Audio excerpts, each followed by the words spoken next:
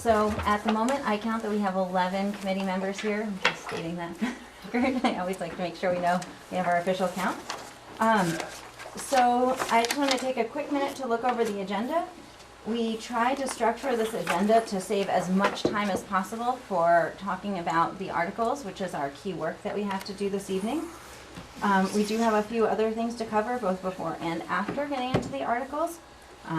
So hopefully you guys have to look at that. You don't have any questions or concerns about that. I did want to just mention there's a few things that I've been including in the agenda packet. So there is the committee charge I've been continuing to include there, as well as the timeline. I know we have an item later in the agenda to look at that timeline again. I did also include just a couple page excerpt out of a policy governance book. It's the one that happened to be on my desk. My thinking is that because we are a committee that exists under a policy governance board, and we were formed by policy governance boards, we need to keep those principles in mind. If you're interested, this is a very short sense of the highlights. Obviously, those of you who are on the school boards have been part of trainings and other pieces of information, but those of you who are less familiar with policy governance, and if you feel like you'd like any more information about that, I'm sure that we can get you some more resources. So just kind of remembering that that's part of the philosophy of our district. Okay. So with that being said, I would love to move on to the public comment. Did you have any comments you wanted to share with us this evening? I actually have. Mr. Excellent. One of them, it comes to the policy governance thing and to where you guys are headed, and the idea of a lot of discussion about local input, local control, and so on. And I have found since policy governance came out that it has really stifled that in and of itself, and would argue that perhaps it's not the only way to govern a board, and that perhaps in the new board, and whether it's the board or whether, I don't understand quite what, and the articles of that are in here, quite what you set up and what you leave for the board to do. And so I would just say that, you know, when we go from these other boards to this board, I can just see coming, well, we're too busy, you know, we just got to go, we got to get this done. And one of the biggest things that comes up is this public comment thing right at the beginning. So you guys are going to go about your business and do whatever and vote on it and be done, and then say, oh, well, you had a chance. Well, no, I didn't have a chance for input. I had a chance to say something at the beginning and hope in the shot in the dark that, but then at the bottom it says, well, we may deal with it next time or something. You're headed into a place that's going to be even harder to be heard. And I think policy governance, the way, even the document you've got here, I don't, and I'm torn because you've asked me, Jen, or at least the Moncton board, you know, what am I trying to be, a board member? And though I'm not, I have grown up in the past 30 years in an environment where during the meeting I could share some thoughts instead of only at the moment at the beginning. And then just like I said, the meeting goes on and you vote, and it's like, wow, so much for, you know, anything. So that being said, you know, I have a whole bunch of comments. It would take quite some time on the articles. I'll just listen to you guys, and if there's a chance to poke somebody, I might, or I'll follow up afterward. But this whole thing has and it has a way of going away to, you know, well, we've got to do this because these are the rules, and then, you know, there's things like executive sessions that I have tried over the past year to get many of the boards to understand. I don't think they do it right, but and there was a move to kind of begin to do it right, and then lately it's just been, you know, hey, we're having an executive session, we don't have to tell anybody, you know. So I get torn about this whole notion of we have to follow the rules, we have to do this, and then, you know, it's like just no way for real input, real hearing of the people that have something to say. The little public comment thing, nice, but doesn't do it. Said my spiel. Thank you. Great. Thanks, Andy. Appreciate it. And we haven't had a lot of visitors recently, but earlier in our meetings as this committee, we have had comments from our visitors at different points during the meeting. So while we have a lot to cover tonight, so we would be looking for efficient comments. If there, I think it would be acceptable based on the norms of how this committee has functioned in the past. So. Thank you. Do you guys have comments on the public comment? Yes, only that our minute taker just got here, and I want to make sure that our visitors' comments get into the minutes. I took some very brief notes, and I'd be happy to send them on. Thank you, Nancy. That would be great. Herb? So, yeah, you appreciate, sending around the document on policy governance. I do think, and very, that's what the district is doing, and, people can have their thoughts about that. I do think that there's something very different. The role, the job of this committee is different than the job of a board. The board is supposed to set policy, provide oversight to the, kind of the executive, administrative branch of the educational system. This committee the job is to make some decisions about fundamental governance, and basically to write what are in effect the constitution for the district. And I think people might disagree with me. I think those are very different roles. So the type of issues that come up in day-to-day work on the board aren't necessarily the same things that come up here. I think that's a great observation, Herb. Thank you for bringing that up. So to me, what we are doing as a committee is we're defining how the new board is going to govern. And the new board is going to come up with a policy, and then the administration will be in charge of the means, right? So to me, we're even kind of a step higher. I don't know that it's really a hierarchy, but I see it as we're being even a step higher. We're trying to set out how this new board will govern, and then that board will define policies and things like that. So that was kind of the framework that I was thinking of. I'm not sure how that fits with what you were saying, but I do agree that it is different than the work that a board does from day to day. Sorry, and just to clarify, I don't think Jen was suggesting that we should operate with policy governance. I think she was just wanting to make sure people understood, at least as far as we know, how, if there's a new board, how it will operate, if it decides to stick with policy governance. Okay, maybe I misunderstood. Wasn't sure exactly. But it's good to clarify that. Yeah, because I think we're doing something different. Jen, Yeah, can I do a very brief FYI? So, Before we yes, get but I into- just want to say the more comments that we have at all the stages is going to make it more Understood. difficult to have the level of discussion I think we need when we get to the articles, right? I did But a yes, little bit of brief research comment. because I became curious about what articles of agreement were put in place for the creation of Mount Abe. And I found two documents from 1965 that that are very high-level documents, and I'm happy to share them with people. But just a very brief FYI, it is interesting that in May 26th of 1965, there were the 5 schools included in the creation of the Mount Abe district. And then something occurred between May 26, 65 and December 1st of 65, where there were only 3 schools, Lincoln, Moncton, and Bristol, formed to create the district of Mount Abe. And then at a later point, there's a letter from an attorney saying, we now understand that New Haven and Starksboro have come back into the fold. There's a bunch of history in there that's curious to me. But I don't want to spend any more time in it than that, but it's, I just thought as we were considering writing articles of association, we might want to look at what had been done before. And these are governing documents we're creating. This was really hard to find. Nobody had it. I mean, I had to go page by page through the book, so that was curious to me too. Interesting. Thank you. So, Shauna, I can't see you over there.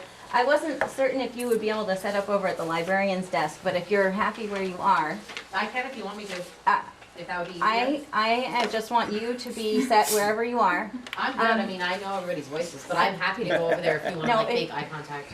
I don't need to make eye contact with you, I just need you to be I'm set. good. And between us, we have just the notes of when we called the meeting to order, and Nancy had some notes from the Oh, visitor that's comments, so great. we can share Thank those you. with you. Thank you. Thank you for being here. Mhm. Excellent. So moving on, the next item on the agenda is to approve the meeting minutes. So Nancy had let me know as we were getting started that she had some corrections and changes to those minutes. It looked like they were fairly detailed, so my recommendation would be that, Actually, my corrections, I just have 2 corrections to the May 4th minute. Don't we have to move it before we have a discussion? so my suggestion was going to be that because, you had it looked to me like you had a page of changes, and so my thought was that it might make more sense rather than having the committee go over, those detailed changes, that we could revise the minutes offline and present them for approval again at the next meeting. But if the committee would like to review those changes as a group, then we could do that. I guess what I would like to do, the May 4th part of this is just these 2 things. And I would like to suggest those corrections to the minutes, and then maybe we could do the forum minutes. I'll send you the corrections to the forum minutes, and we could do those minutes at our subsequent meeting. Okay, so if you can handle them quickly, I guess, because I saw a lot of people nodding that they would be happy to have it handled offline. Well, I'd kind of like to hear what the changes would be for the May 4th. Okay, Nancy? Okay, for the May minutes? 4th meeting minutes, item 5B, this piece should be added. Wait, item 5B is what? The financial working group update? Yep.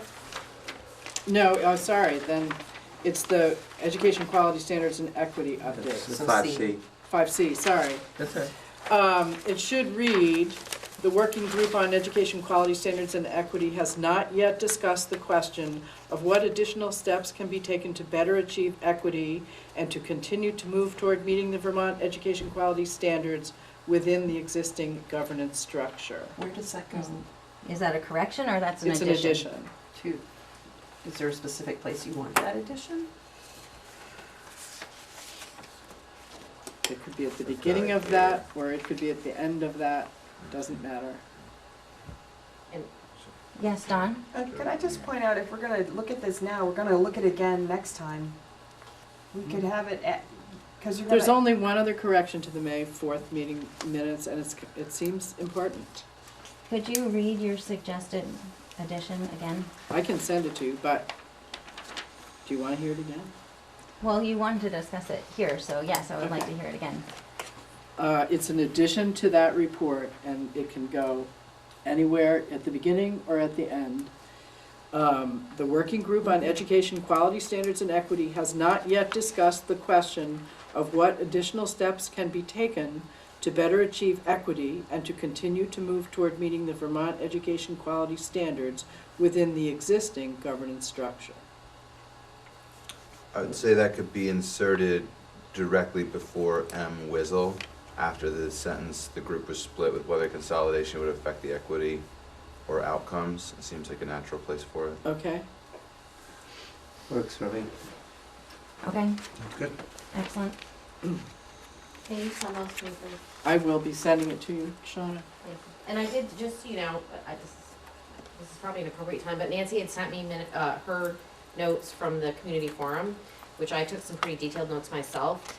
So what I did with those is I sent them to Karen and said, I don't know what you want to do with these, but they're having me come and take minutes, so I'm not sure like how they're going to integrate it all together. But I sent them to her, and she was going to discuss that with Armanda. Okay. Yeah, I think it does present an interesting challenge because, the minutes are generally recorded. It's the gist. What the minute taker writes down is what gets captured in the minutes, so. Hi, welcome. Grab a spot, wherever you can find one. We So- decided to be cozy. Yes, go ahead. Okay, and Nancy was just sharing some suggested changes to the minutes. So the other piece This room you was, can, if you want. item 6B, and this is the description of the straw poll that we took. Do I'll be happy to. I have it right? 6B, Yes, 6B is Bolton alternate governance. down at the bottom. Okay. The straw poll was, the description of the straw poll is important. And it's, would the group be willing to discuss elected school councils that would have substantive advisory responsibility? That's what the straw poll was about. And then The roll call vote on the straw poll in that item, I think, is listed incorrectly, but I can't remember whether we did a roll call on the straw poll or on the question of a unified union. It was on the If- unified union. Okay, Yeah. so if the roll call was taken on the motion, on the unified union, then the roll call appears in the wrong place. That's correct. Well, I think it says a straw poll was taken, period, and then it says the motion was voted by roll call and approved, right? So the motion is referring back to the Yes. motion to accept the unified union, right? And then is the roll call correct, the way it's written? Yeah, because the straw poll is like part of the discussion. Right. Well, so but that motion voted by roll call belongs under 6C, does it not? Motion was made and approved to move forward with a unified. It's Right, so where the it roll happened call in should the appear discussion. under 6C, good point. Okay, that makes sense. But the substance of the straw poll needs to be clearer, and I'm happy to send Shauna those notes. No, I don't think that there's a need to adjust the substance of the straw poll. A straw poll is something that was just a sense of feeling at that point in time. I mean, it says substantive advisory role, so it says the words that you said. It says elected council. I'm not really understanding what the concern is, and I feel like we're spending a lot of time I on, think I have a fix, maybe, okay. possibly. Could we move where it says E. McGuire moved down to C? Because it seems like the sentence before that concludes B. And then that whole thing makes sense under choose model to pursue, the motion and the discussion. So just, if we take from E. McGuire, cut it and paste it down to C, then I think that all flows and makes sense. That makes sense to me. Is that okay with everyone else? So I'm willing to entertain a motion to approve the minutes with the two changes that were noted So moved. for the 5-4 minutes. So moved.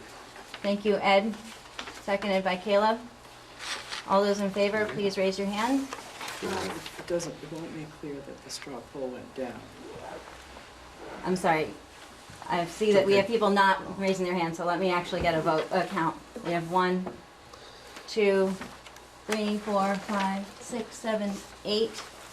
8, and we changed our number of people that we have here right now. We have now I don't count. 3, 4, 5, 6, 7. We have 12. So the motion carries. So all those voting against approving the minutes? 1, those abstaining? I think that was 2 abstaining. Does that get us the right number? So that's 11. And we have 12, so that's perfect because I didn't vote. Okay. Okay, excellent. We may need to revisit this in the future. I wonder if it would make more sense to have our minutes contain less detail so that there's less concern about the way that detail is being captured. Because I'm not sure this is a productive way for the committee to spend our time. But I'm glad that we've been able to revise these minutes. And Nancy, you're gonna send your comments about the 5-9 minutes and we will look at revising those. Okay. Okay? And Sure. those will be resubmitted next meeting. And will Caleb please just send me his Sure, adjustment to the, sure. Nancy, you were gonna send me your change. Yeah. Thank you. Herb? Yeah, don't want to spend much more time on it, but I think I would like those records, these minutes to reflect that the result of that straw poll taken on the 9th was not favorable. So at this point, we've already approved those minutes, so we understand. can't go back and revise them. I'm not But a trying to straw revise poll- those minutes, But I'm just, a straw poll is not something that is recorded. It's not like voting on the record. I understand. I'm just saying that you know. In today's minutes, you said. It's what happened. All we're trying to do is record what happened. It's not an official act, straw poll. If people want a sense of why people are thinking what they're thinking from that point forward, I think it would be helpful to show that the straw poll resulted in an unfavorable sense of the committee. Okay. I regret that we didn't get that into the minutes before the committee approved them. That's okay. I'm not really too bent out of shape about minutes, but I think that point would be important to make somewhere. I don't care whether it's there, anyway, I don't care. Excellent. Shauna, could you add to our minutes for tonight that Herb would prefer that the outcome of the straw poll have been recorded in the minutes? Is that acceptable? To the negative. There you go. Okay, moving on. Thank you. The next item on our agenda is a discussion of the community forum. So as you all probably remember, our last meeting was a community forum, which we held down at Mount Aid.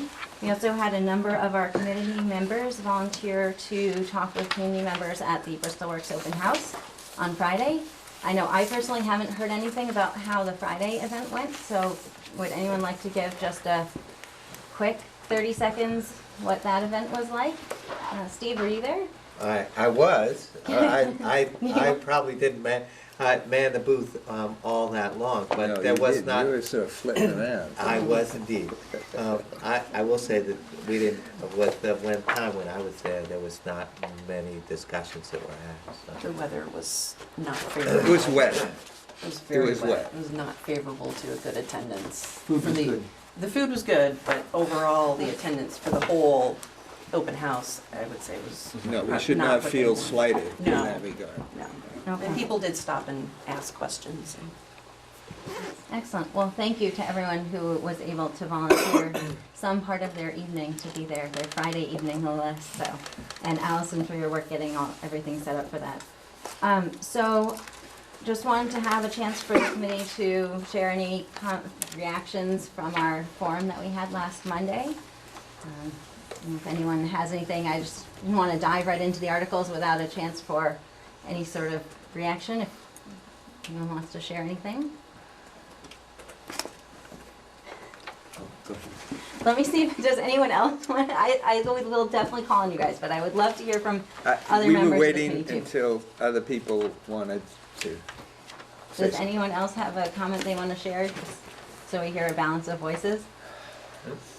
Okay, I guess Nancy, great.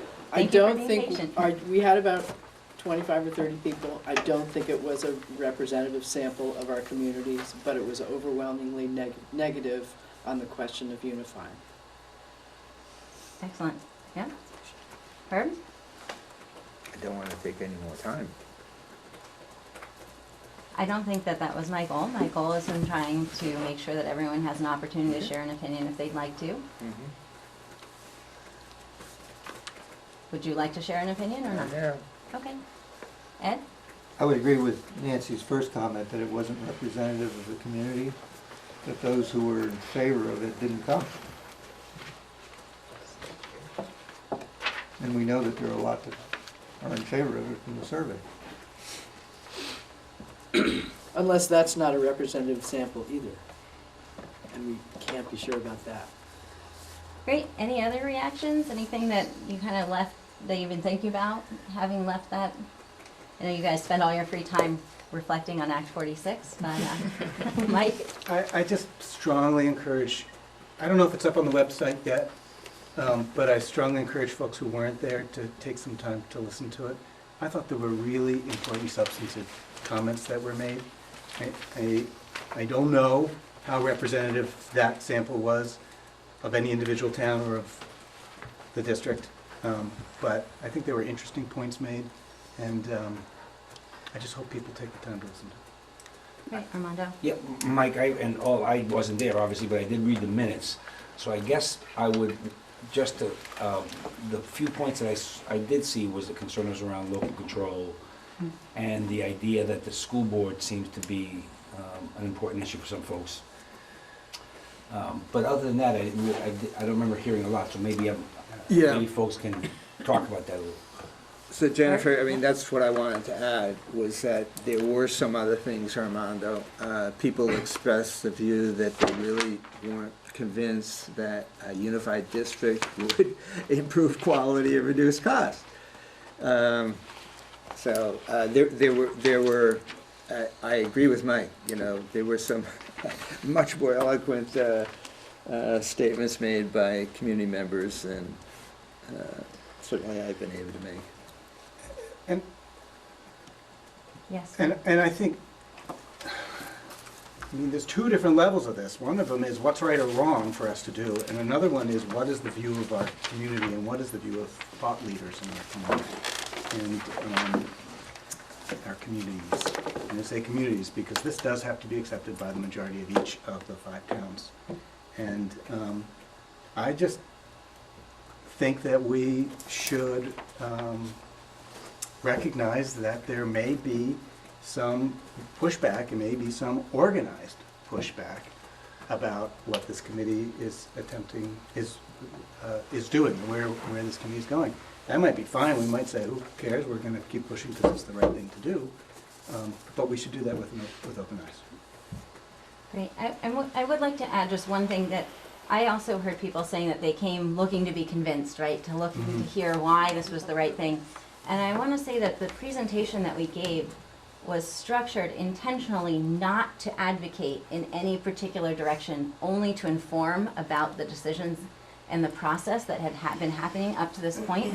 And I think that in the feedback that I got on the draft, there were committee members who specifically requested that the presentation not advocate for any position. So it was very neutral in trying to just say this is where we've been, at least in my opinion. I don't know if everyone else would agree it was neutral, but it was certainly not a presentation that said, here's the 25 amazing things that are going to happen because of Act 46 and when we unify. Right? It wasn't that kind of a presentation. So, you know, for the folks who came looking to be convinced, we really didn't offer that sort of information either. I don't know if they would have been convinced either way, and I think that they had a lot of really valid and viable concerns that they raised. But I just want to be clear that we weren't there trying to explain why this was the right answer. And in my opinion, I don't know if I'm right or not, that that would have been a mistake. I don't believe those same people would have been convinced. I think they would have felt, I think we would have seen a stronger response from those people. Not knowing whether it's representative sample. Great. Kate?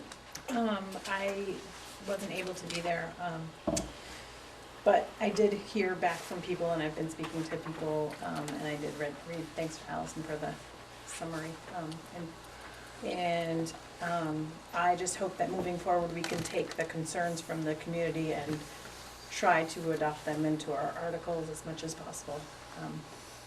And even if it is unified that we are, obviously we've decided to pursue, and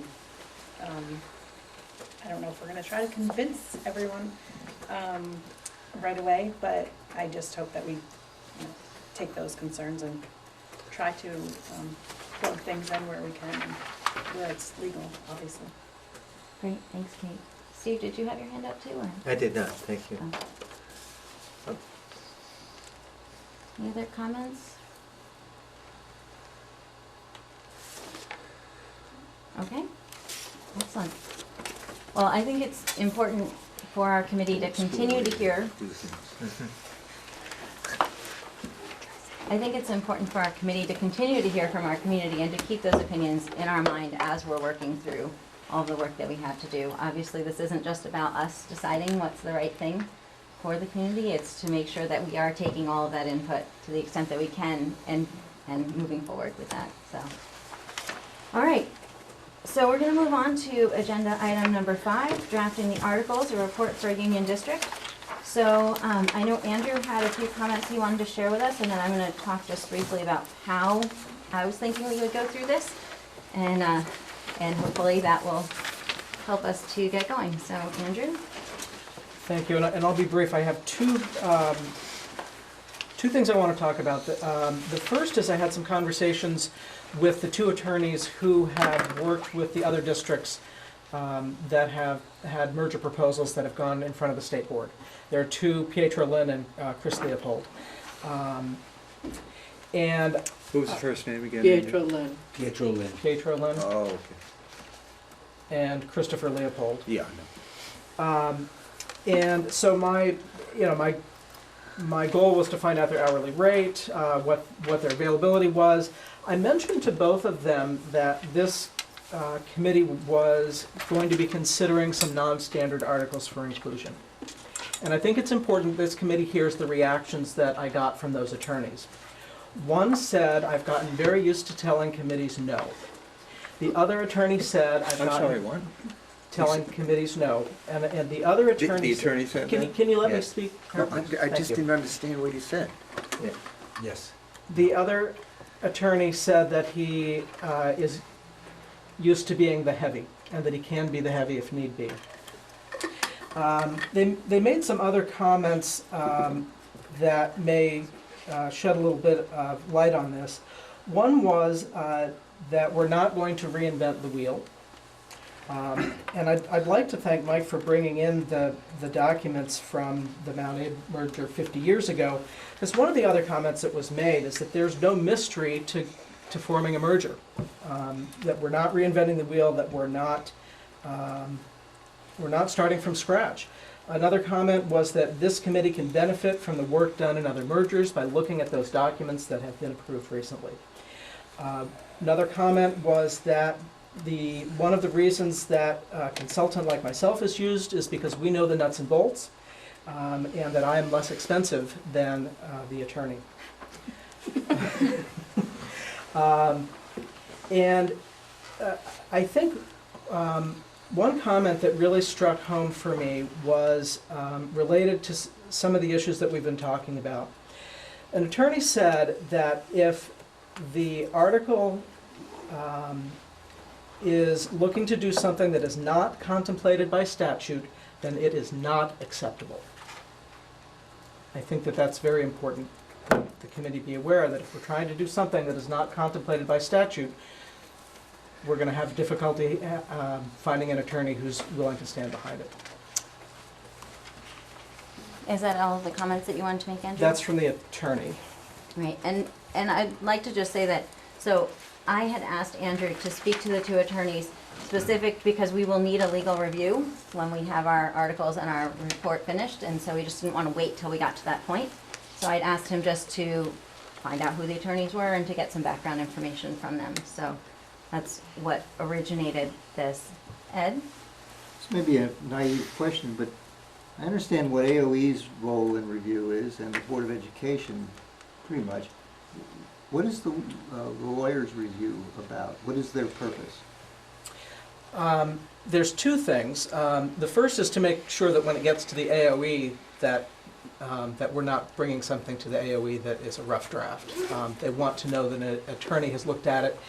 These are experts in education law, and so they want to have an attorney who's an expert in Vermont education law look over the articles so that they know that they're compliant, is my non-legal term. The other piece that's very important is that the structure of the new board comply with the Equal Protection Clause of the Constitution, and the AOE requires that we have an attorney that address that, unless it's a voting method that wouldn't require that. Nancy? So, we may have just found two attorneys who we'd rather not use in our review, but before we get to that, and I know we're far from that, I would just like to say this. I think that in the articles that we have before us as drafts, there are some suggestions that are designed to address many of the concerns we've heard from the public. And I'm hoping that as we look at these articles together and consider them carefully, we can do that with taking the stance of how might we make this possible, rather than first saying this isn't legal, or this can't be done, or this is too far out of the box. I mean, I think that stance of, if this is something that we think would be good for our communities, any of these articles, let's first talk about what would be good about it, and then let's talk about how might we make it happen, rather than cut it off at the knees by saying, if it's not in statute, it can't be done. Because I'm sure we could find attorneys who are less apt to say no, and who are more interested in creative approaches to responses to Act 46. Right, I mean, I can say that I looked for all of the attorneys who have reviewed articles, and I spoke with all two of them. I'm certain that if this committee wants to search for an attorney that will give them the answer that they want, that somebody would be willing to be paid to do that. And so, it will be up to this committee to decide how to formulate the articles and whether or not we want to search for creative solutions that may be problematic when it comes to getting approval. So And just give me 1 second here. So what Herb, I'm gonna call you in a minute, I promise. What I'd like to say is that this is a perspective. I think it's important that we hear it. We can add it to our list of things that we're hearing. I don't have a personal agenda about whether we do or do not discuss any of these, articles that have been proposed. My expectation was tonight we were gonna go through everything that was in this packet, if we have time. And, so I think that it's interesting to hear that these attorneys feel that generally they don't recommend writing custom articles. And I think that if we feel very strongly within our committee and within our community that we need something that's special for us, then we need to pursue that. So that's how I feel about it. Herb? Yeah, Andrew, it's not about finding an attorney that will agree with you. That's not the attorney's role. Neither is it the attorney's role to say no and not try to advance the interests of their client. So that's the problem. Now, maybe there was something lost in translation, Andrew. There really might have been. Because I don't know too many attorneys who would set themselves up above their client. The other point I would like to make, and again, it might be lost in translation, it isn't so much that if the articles are not contemplated by the statute, that they're not permitted. There is a lot of flexibility in the statute for a committee of this sort to include such articles that they deem are necessary and desirable for the governance of the district. The limitation on that fairly broad authority, Andrew, is that an article can't say or do anything that is expressly forbidden by statute. And that's a that's a different perspective, Andrew. One says, unless it's contemplated by statute, it's forbidden. The other says, you can do what you want, but you can't do what is expressly forbidden in the statute. Those are two different things, Andrew. Great, so I'm going to take one more comment on this, and then I want to move into looking at the actual articles, because we risk not spending our time talking about how we're going to look at them. I understand it's important. So, Allison? I was going to say that we don't currently have articles that we need to present to an attorney as being creative or not creative. We haven't gotten into that yet. So we're putting the cart in front of the horse. Agreed. So we need to, my feeling is, we need to get into the articles and do that part. I totally agree, Allison, Okay, but so- Andrew brought all this stuff up. So how do you respond to that? So I'm asking you to file it away in the potentially useful information that you have heard in the process. I hear, and I think everyone hears, that you don't agree with the statement that was made, but I'm just asking to everyone to sort of put it in your Rolodex of useful information. Rolodex? I don't know, come on. I'm focused on getting us to talk about the articles. So here's how I want to do this, and so Can I had a second set. I really want to look at the articles. Is it important before we can even look at the standard articles? I mean, it's advice about how we look at the articles. I mean, this is, I'm going to ask, I know you're our consultant. I'm going to ask you to hold those comments for right now, okay? So here's how I would like us to try to do this. So as the chair, I get to tell us how we're going to at least talk about stuff, right? And then you guys decide what you want to talk about. But my goal is, and I set out in the agenda, that we would try to spend 5 minutes an article to go through these general articles. I know that's not going to be enough time for the ones we need to discuss. My goal is, I want us to read out loud every article that is in here. And my hope is that there are a number of them, the ones that we didn't call out last time. I mean, this one has one sentence. That's not even going to take 5 minutes. We're going to look at it and go, yep, okay, we don't need to talk about that one. And then we can, the ones that we say, we do need to talk about this one, we're going to just mark that we need to talk about it. And then we're going to, after we get through reading the standard ones, we're going to come back. I'm sorry, stop it over there. All right, so that is my theory, that I would like for us to attempt to read through one article at a time, the generic ones, We can flag any ones that we feel like we need to discuss for more than 5 minutes. I am literally gonna set a timer that is going to beep after 5 minutes to keep us on track, okay? And then we can decide if we wanna discuss it further or if we're done with that one, okay? We'll see how this goes. So, my thought is if everyone has the articles in front of them, that we can go around the table all taking turns getting to read out loud. As much as I love reading out loud, I don't wanna have to read it all, but I'll read the first paragraph here. The first paragraph says, the Addison Northeast Supervisory Union Act 46 Study Committee recommends that the following articles of agreement be presented to and adopted by the electorate of each necessary school district for the creation of a pre-kindergarten through grade 6 unified union school. Where did I read? This is why I'm not reading the whole thing out loud. Pre-kindergarten through grade 12 unified union school district to be named something Unified Union School District, hereafter referred to as its acronym. I like the name. You like the name? Yeah. So, you'll notice that this XXX name appears throughout the document. My hope is that we could easily agree that we will retain the name Addison Northeast as the starting of our Unified Union School District. It will make for a long acronym, but unless anyone has any reason to propose a different name, I would love to be able to just go ahead and update that through the document. Any discussion about the name? I'd like to think about it, but you can update it in the document. I mean, I'd like us to think about it. We'll probably end up there, but. How about Mount Abe? Amused. Hmm? I'm just pronouncing it, amused. Amused. I mean, Mount Sounds like- Abraham would be kind of fun. So it could be Addison Northeast and it could be Mount Abraham. Excellent.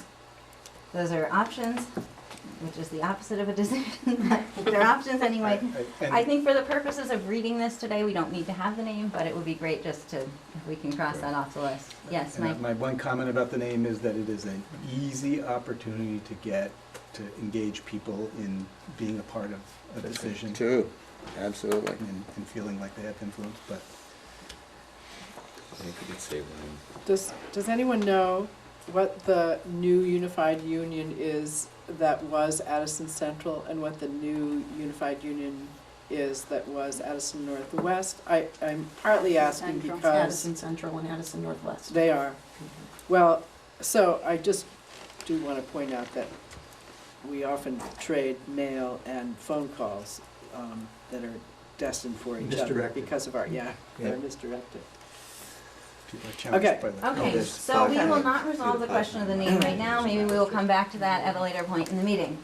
So we're moving on to Article 1. Allison, would you be willing to read Article 1 out loud? And I'm going to start the timer this time, so we'll see how, not to make you rush or anything.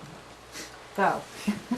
The school districts of Bristol Elementary School District, Lincoln Community School District, Moncton Central School District, Beaman Elementary School District, New Haven, Robinson Elementary School District, Starksboro, and Mount Abraham Union Middle and High School District forming districts are necessary for the establishment of the to be named Unified Union School District.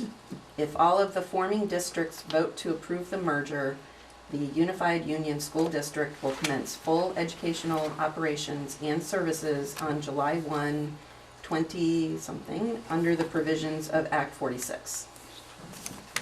Thank you, Allison.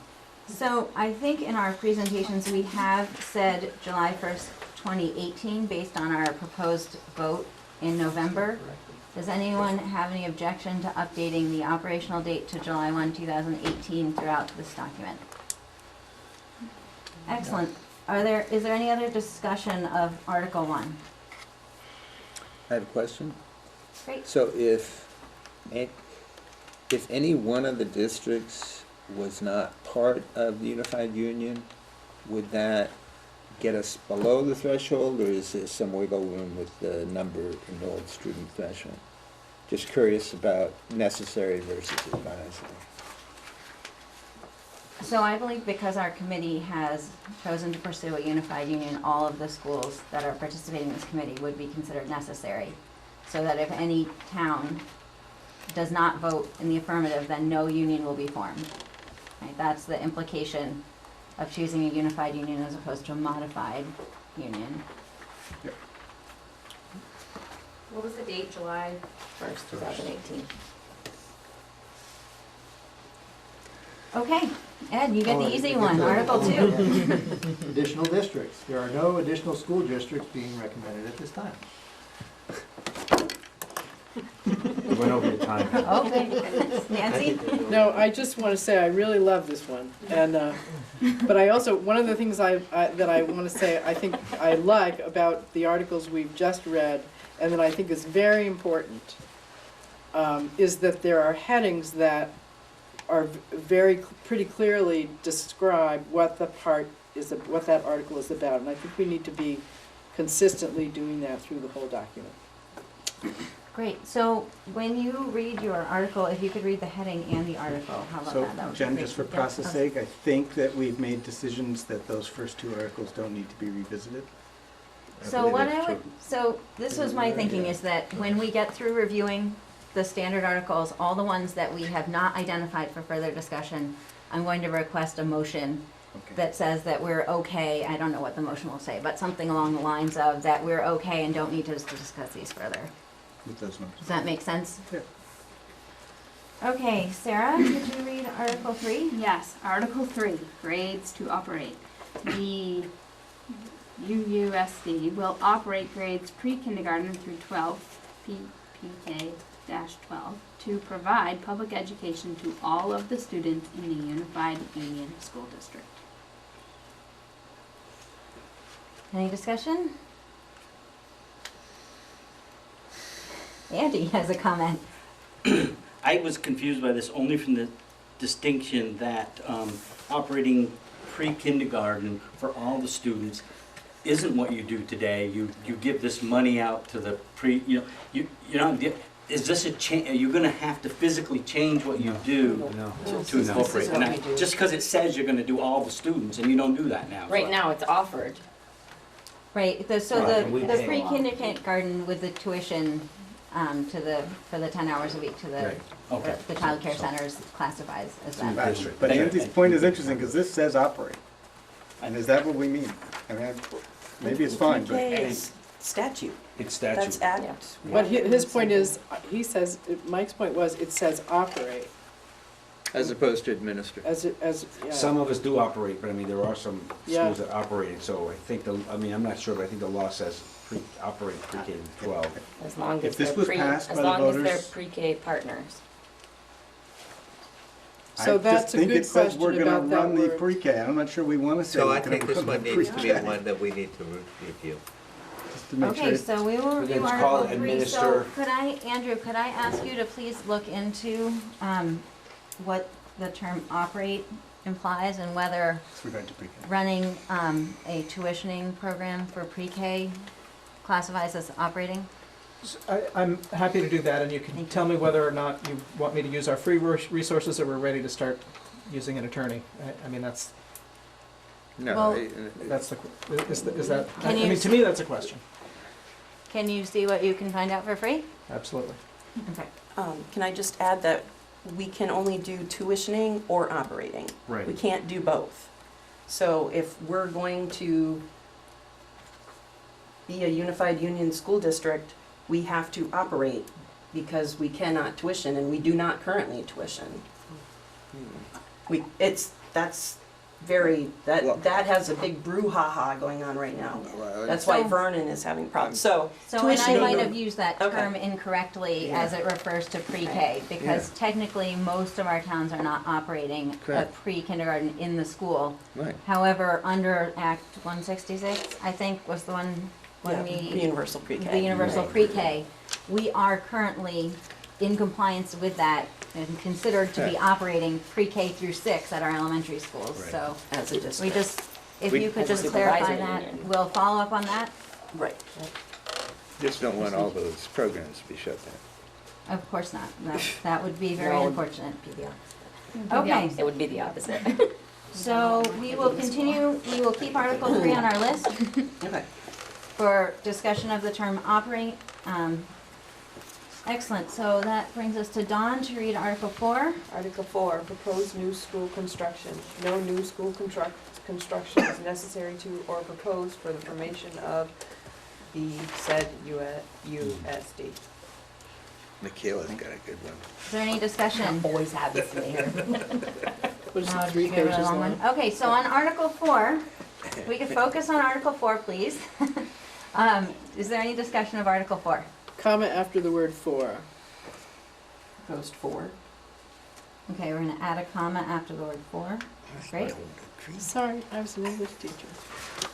Any other comments or concerns? Excellent, so we're gonna consider that one to be one that doesn't require further discussion. Michaela, sorry you have a really long one. You can make Caleb read half of it if you get tired of reading, okay? So Article 5. Article 5, plan for first year of operations. A plan for the first year of the Union School District's operation for the transportation of students, the assignment of staff, and the curriculum that is consistent with existing contracts, collective bargaining agreements, or the provisions of the law. The Board of the Union School District shall make all subsequent decisions regarding transportation, staff, and curriculum subject to existing contracts, collective bargaining agreements, or other provisions of law. I just want to point out, so the stuff in italics is like guidance for the people writing the articles and not actually part of the articles. So thank you for reading it. I just didn't want anyone to be confused about the intent of that paragraph. Continue. The said UUSD will provide for the transportation of students, assignment of staff, curricula, education programs, and student services that is consistent with the contracts, collective bargaining agreements, and provisions of the law that are in existence during the first year of the new Unified Union District's operation. The said UUSD Board of Directors will comply with 16 VSA Chapter 53, Subchapter 3, regarding the recognition of the representatives of employees of the respective forming districts as the representatives of the employees of the Union School District, and will commence negotiations pursuant to 16 VSA Chapter 57 for teachers and 21 VSA Chapter 22 for other employees. In the absence of new collective bargaining agreements on July 1, 2018, the school board will comply with the pre-existing master agreements pursuant to 16 VSA Chapter 53, Subchapter 3. The school board shall honor all individual employment contracts that are in place for the forming school districts on June 30th, 2018, until their respective termination dates. The Board of School Directors of the said UUSD shall make all subsequent decisions relative to the operation of the new district consistent with state and federal laws and these articles of agreement. Thank you. So I understand this, and feel free to correct me if I'm wrong, but around the employment contracts, basically, that the new board is going to negotiate with the representatives as defined under the old contract, right? And that if there's not a new contract, that the old contract will continue to be in place until there's a new contract. That's kind of what I understand this article is talking about. Okay, Ed. Does it imply or infer that during that first year of operation that the new board shall open negotiations? It depends on how long the contract, the previous contract. So the previous one could run, and if it runs out, you gotta do it within the first year. The current one runs out Well, you And gotta the do it current one we before it have runs out. expires in Yeah. 17. Yeah. 17. Dawn? It's at the training I attended yesterday, the recommendation is from this point forward, 1-year contracts, so. Because, Because of Act 46 Oh. and the changes in the beehive. So that So- works out well then. Then that would work Yes. out. Nancy? well, this is one that I think probably needs a lot of work and thought by us, but in general, just in terms of our public that is voting is going to be looking at these articles, and so this is one where the headings really matter, and so this could be organized around the way it is planned for first year of operations, and then a subsection on transportation and a subsection on staffing or assignment of staff, Or one could do it the other way, that and that's really what I would recommend, is that we have a section called transportation, a subheading about the first year of operations, and then a subheading on thereafter. However, in any case, the substance of this also, I think, is gonna need some broad thought by all of us. Okay, so I'm hearing a request to refer this one for further discussion. I thought Andrew had a hand up. We have 37 seconds left to discuss this article in the first review of it. In 37 seconds, I'll say that this is a boilerplate article that covers what is required in the law, and that it's the attorney's job to put this into language that is acceptable. It's not our job to try and wordsmith it and make it look the way that we think is the most understandable. So we're gonna refer this for further All gonna need to discussion. comment on that. Yeah, I So, mean, you know, if Andrew didn't, you know, throw these grenades out here, I wouldn't feel compelled to say things. So I understand that. So we are putting this on the list of ones we're gonna discuss further. My goal is to discuss all of them very briefly so that we can have time to focus on the ones we're gonna discuss Okay, further. Okay? That's fine, but if Andrew's gonna throw a grenade, I'll have to say something. So I think you could also choose to interpret Andrew's comments as our consultant's advice to the committee. You don't have to agree with his advice. None of us have to agree with his advice, but that we have retained Andrew to advise the committee because he has expertise and has knowledge in this area. Right? So our district has retained a consultant to help us in this process because none of us are experts in Act 46. So you can call that my grenade that I'm throwing as we move to Article 6. Caleb, you had a nice long one too. All right. Article 6, special funds and debt. The indebtedness of proposed member districts that the union school district shall assume, which is the description of this one. A, capital debt. The district shall assume all capital debt of forming school districts that become a part of the new unified school district, including both principal and interest as may exist at the close of business on June 30th, 2018. B, operating fund surpluses and deficits. The new district shall assume any and all general operating surpluses and deficits of the Addison Northeast Supervisory Union and the school districts that become a part of the new unified union school district that may exist at the close of business on June 30th, 2018. In addition, reserve funds identified for specific purposes will be transferred to the new district and will be applied for said purpose unless otherwise determined through appropriate legal procedures. C, specified funds. The Addison Northeast Supervisory Union and the school districts that become a part of the new Unified Union School District will transfer to the new Unified Union School District any pre-existing school district-specific endowments or other restricted accounts that may exist on June 30th, 2018. Scholarship funds or like accounts held by school districts prior to June 30th, 2018 that have specified conditions of use will be used in accordance with said provisions. Thank you. That's a long one. Any discussion? That one looks great. Mike? So I don't know how, this is a sort of, maybe this fits in here, maybe it fits elsewhere, but I know that there's concern in the town of Lincoln about a fundraising effort that goes on that supports extracurricular activities for Lincoln kids. Will that be allowed in the new Union School District? Is that fundraising conducted under the Lincoln's PTO? It is, I don't know.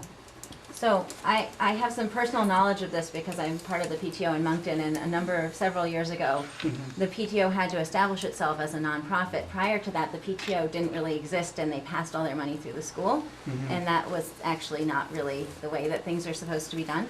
So our PTO was asked to establish itself as a nonprofit. I would expect that, or I understand that directive came from financial people at central office, so I would expect that other towns would have a similar separate PTO or whatever that is called, and so any kind of fundraising or any activities that happen in the school related to that PTO should in no way be impacted by this. 'Cause it's And I outside see of the Dawn school. nodding. Dawn, is that 'Cause your it's outside of the acknowledgement? school. Yes. Right. The Friends of Lincoln School. Right. Right, okay. Be a separate. Yeah. Nancy? That just leads me to wonder about grants, special grants that might be applied for by a school. How do you see that working, Armando? I mean, I think, I saw somewhere in here that grants and all those would be then absorbed by the new district, isn't it? Did I read that somewhere? So would that mean then that if someone wanted to write a grant for a particular school, they would not be able to do that, or how do There's you? no more particular, I mean, it's a school district, I mean, I'm interpreting, there's one school district. Yeah, I mean, I think if they wanted to write a grant, they might then go through the PTO or one of those groups. But if they give it to the district, then the board determines, obviously they would probably honor that, but it goes through the board, and the board would have to decide. so that seems to be an important question to resolve, because at least, I'm just not sure. I don't know how often that happens where people give specific grants for schools that would, I don't know. That Well, couldn't go private through the funders PTA. often make their grants Who? school-specific, private funders. So, I mean, for example, I know that the Moncton School has Yeah. gotten a number of Yes, grants this year. right, Like, I exactly. believe Nancy wrote, or not Nancy, Betsy. Betsy wrote a grant for the garden. Yes. But it was specific to the Moncton Garden, so it seems to me that if it was a grant that was for a particular purpose Yes. that happened to exist at a school, that, And schools, I've worked in school districts that had multiple schools, doesn't negate schools from going out fundraising and doing all those other things for their own school. But that's, again, if it's given to the district, then it goes to Right. through the, But maybe let's put that on the list of how are school-specific grants handled in a unified system? Armando, is that something that Yeah, we can you'd look be able to just make? Yeah. And I would imagine maybe there would be a recommendation that wouldn't need to appear in the articles, but just in making sure there was a way that can be done. yeah. So then we'll keep Specific Article grants. 6 on our list to follow up at a future meeting related to grants. Great. Is your time up, Jen? On that one it is. Do you have a 5-second comment?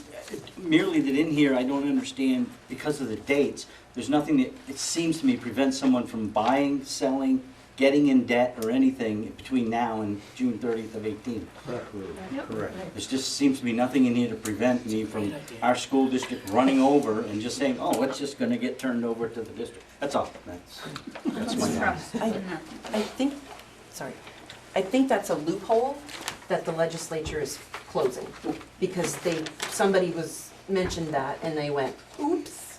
So that Not a is, capital campaign and Yeah, handed that's that a over. little, I think it's a little different. Okay, we're gonna move on though. That'd be the only thing to say oops about. So all of you board members don't get any ideas You're at it. for the budget that you get to make between when the union is voted and when you, okay. Great. So we are up to Article 7, and I'm not sure how long that's. It's a nice long one too. Nancy, you up for it? You wanna split it with her? No, I can do it. Okay, great. Article 7, real estate and property. Real estate and personal property. No later than June 30, 2000-something, the school districts that become part of the new Unified Union School District will convey to the Unified Union School District for the sum of $1 and subject to all encumbrances of record, all of the real estate and personal property owned by them, including all land, buildings, and contents. Nancy, I'm sorry. I'm so sorry to interrupt you. I just noticed that I had written in my notes that there was some proposed language about this article that I think that you guys had sent in. So I really apologize for asking you to read it and now asking you to stop reading it, but I'd love to just save this one in its entirety so that we can look at the different language together. Is that okay with you? It is okay with me, but that also applies to some of the other articles we've just gone through.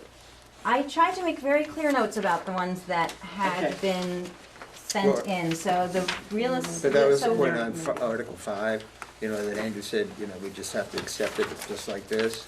And Nancy had proposed some we're gonna go language.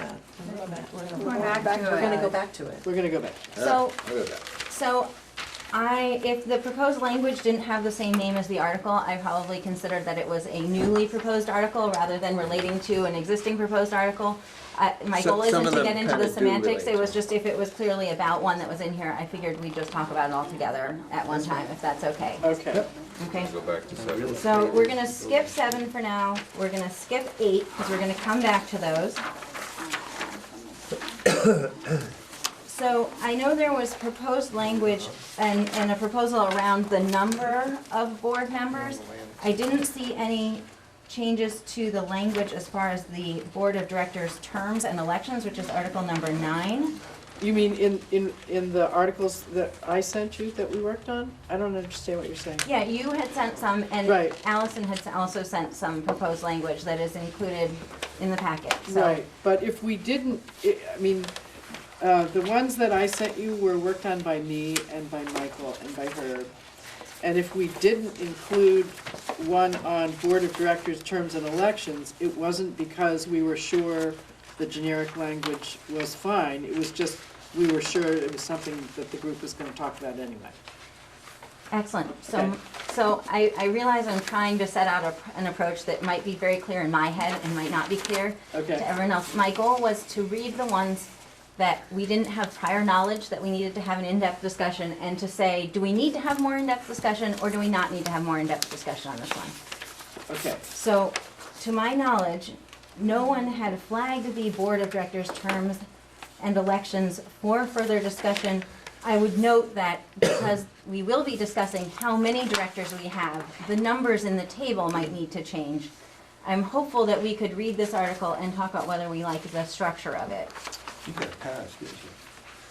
It's my turn? well, I just have a question about, so, in any of these, and I'm not sure where this belongs, I have questions about proportional representation and the possibility of weighted voting, which Dave Sharp's letter, I think, brought up, and so, I don't know where it goes. It goes in Article 8. It's 8, Yep, I would think so, because Article 8 is about Board of Directors composition. okay, So I realize we're doing them a little bit out of order because we're skipping the ones that we know we've already identified that we want to talk about more. My goal is that, the reason that I'm doing this, and I know it's kind of awkward, but if we spend half an hour right now talking about the Board of Directors composition, we're not going to talk about the ones that we can just easily say, oh, okay, these are okay with us. So my goal was to get through the ones that didn't require as much thought quickly so that we could then dig into board member composition and whatever else. got it. So, let's take a look at Article 9, which is about the Board of Directors' terms and elections, keeping in mind that the numbers, we haven't decided what the numbers would be, so the numbers would be affected that are shown in Article 9, right? Would you like to read Article 9? Yeah, sure. Article Thank you. 9, Board of Directors, Terms and Elections. The Unified Union's District Board of Directors shall be elected for 3-year terms, except for those initially elected at the time of the formation of the district. In the initial school district election, terms of office and directors shall be as follows. And again, that would change depending on the results of Article 8. Basically, it's a staggered term. Pursuant to the provisions of 16 VSA, Section 706J, sub B, elected directors shall be sworn in and assume the duties of their office. The term of office for directors elected at the November 8, 2010 election shall be 1, 2, or 3 years respectively, less the months between the date of the organizational meeting of the school district, per same statute, when the initial directors will begin their term of office, and the date of that school district's annual meeting in the spring of 2017, as established by the statute. I'm not sure what that means. Anyway, thereafter, terms of office shall begin and expire on the date of the school district's annual meeting. In the event of the school district's annual meeting precedes town meeting day, the director's terms shall expire on precedes. Town meeting day, right. Shall expire on town meeting day. So I think that's a lot of really fancy words to just explain who's Yeah. going to get elected when. You know, But I think Andrew had an answer to the part that you said you weren't sure what it meant. So essentially what this is saying is even though you get elected in November, your term doesn't expire until town meeting day, either 1, 2, or 3 years from the next town meeting day. And it's so awkward to say, but you have some additional months on your term. So if you're elected for a 1-year term on November 1st, or November 8th rather, of 2016, it doesn't expire until town meeting day of 2018.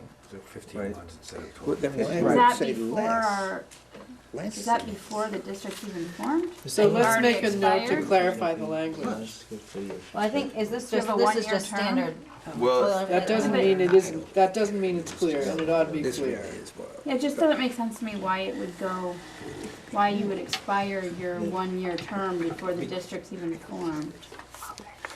I don't think my understanding was that because we're voting in November just for this vote, and Yeah. because when we have that vote, we have to elect new director, board of directors, they need that extra little chunk of time, because in all future years, they're gonna get voted in March. Okay. And so it's just that little kind of, extra couple months to make it around to whatever your complete term is. So I don't think it's like, but yeah, so you are elected before it gets formed, but it just means that you don't have to go through a whole nother election immediately in March to get back on schedule.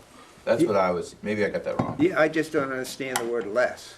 So- I would think it'd be more. Well, let's just make a note to clarify the language. Would you be able to look into, Andrew, that's, because I would Could you agree that you less tack makes it on sound like November, You're right. December, They lose that three it's, months, that it's More. losing instead of Right, I adding. think you know what. So we just wanna make sure that, Well, but not can we only have do one need to know conversation?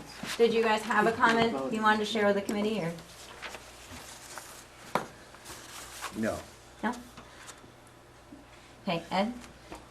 It doesn't say here, I don't think it says anywhere, that the current boards stay in force and active until the day of operation, way down the road. It does later, it's Article 12, I think. Right. Cease Yeah, to when they exist. cease to exist. That's it. Okay, so on Article 9, we will revisit this, we need to revisit the numbers as we determine the numbers on the board.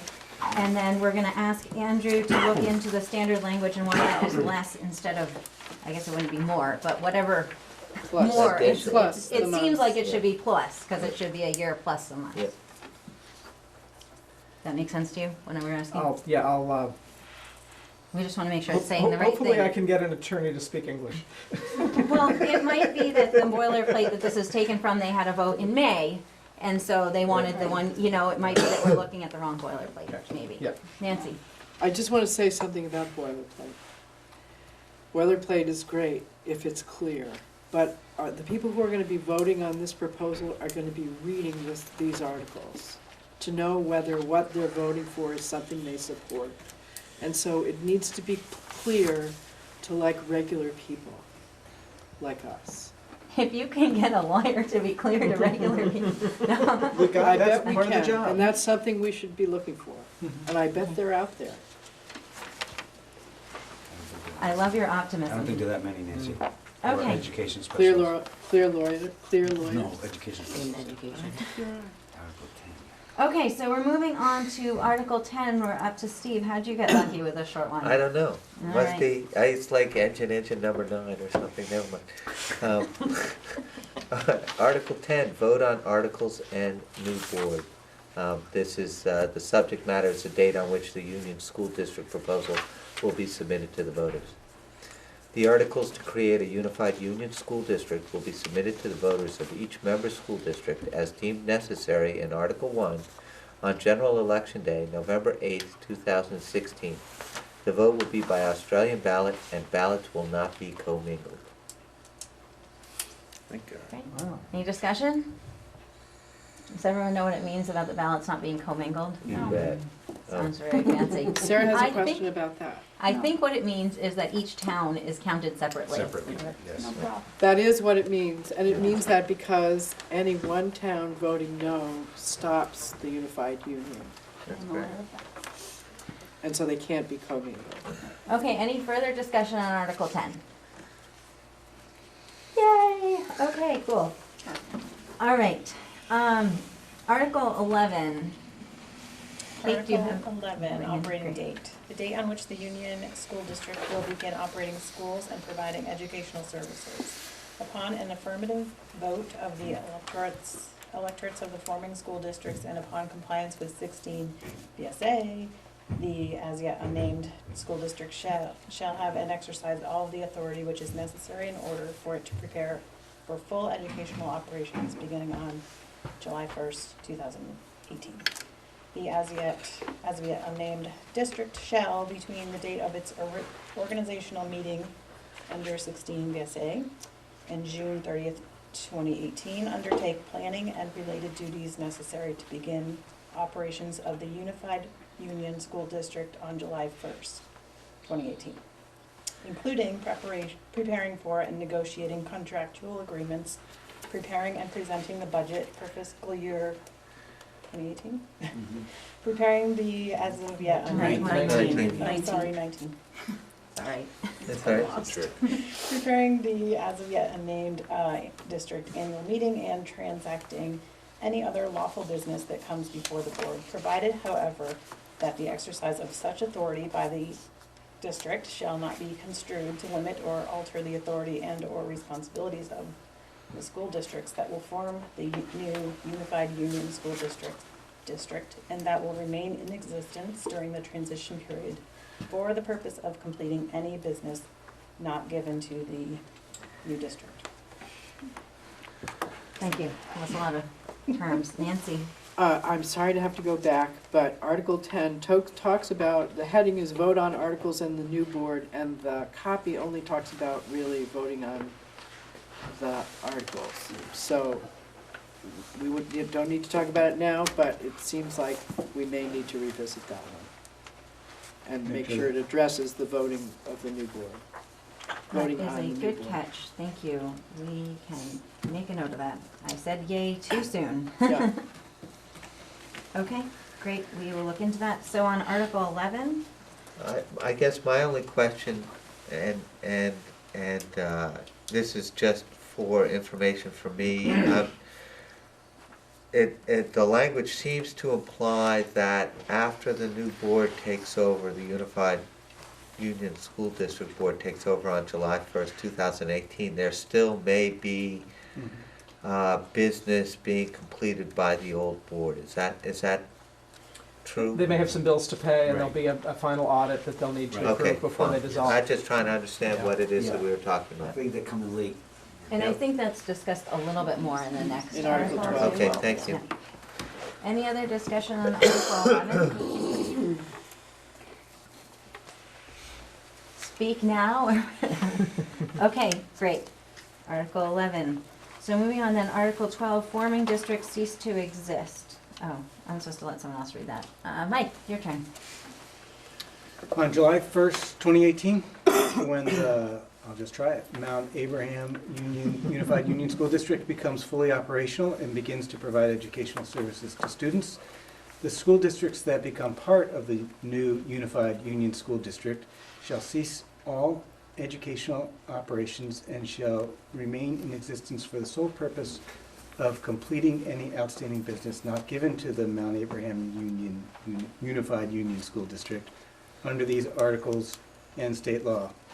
Such business shall be completed as soon as practicable, but in no event any later than December 1st, 2018. Yeah. When the districts that become a part of the new Unified Union School District shall cease to exist. The Addison Northeast Supervisory Union shall cease to exist on January 31st, 2018. 19. I'm surprised that that's January, not January 1st, 2019. Is there some kind of expectation that the supervisory union might have something Yeah, more to one finish time. up That's what after I'm the board's wondering. It leadership? may just be You hit the holidays. Cleaning things up. Yeah. Yeah, making sure you have the time to do that.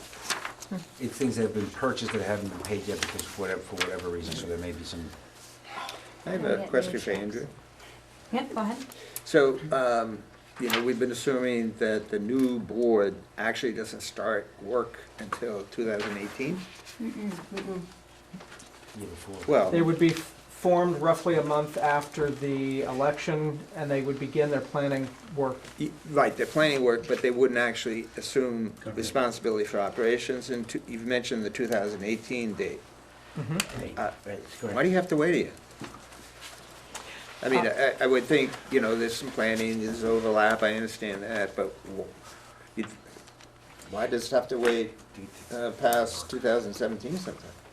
If the election is in November, the board can't be formed for at least 30 days, then you have to warn the first meeting.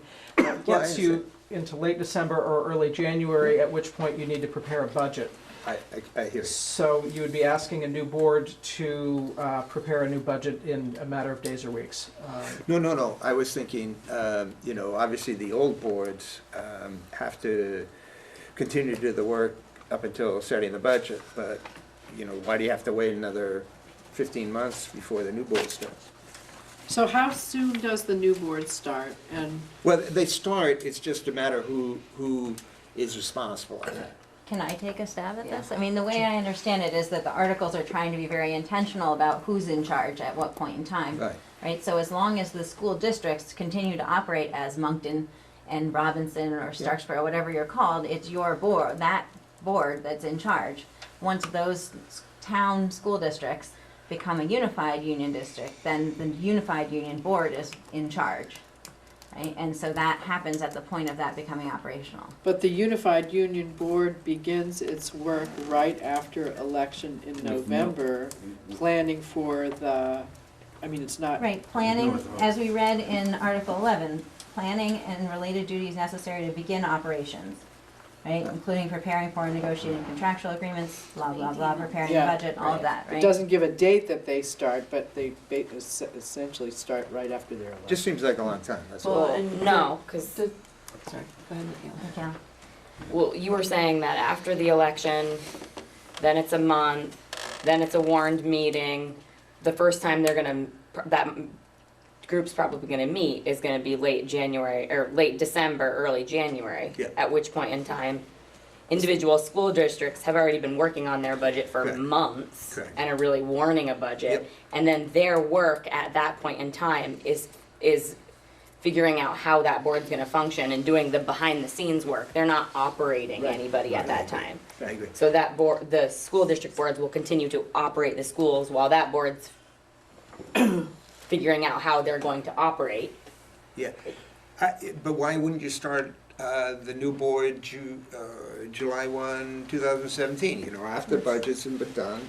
You know, I don't care. Because just- the budget would have to be Right. for that new Right. union, and there won't be enough time for that board to put together that budget for the new union. No, I'm not, it's fine.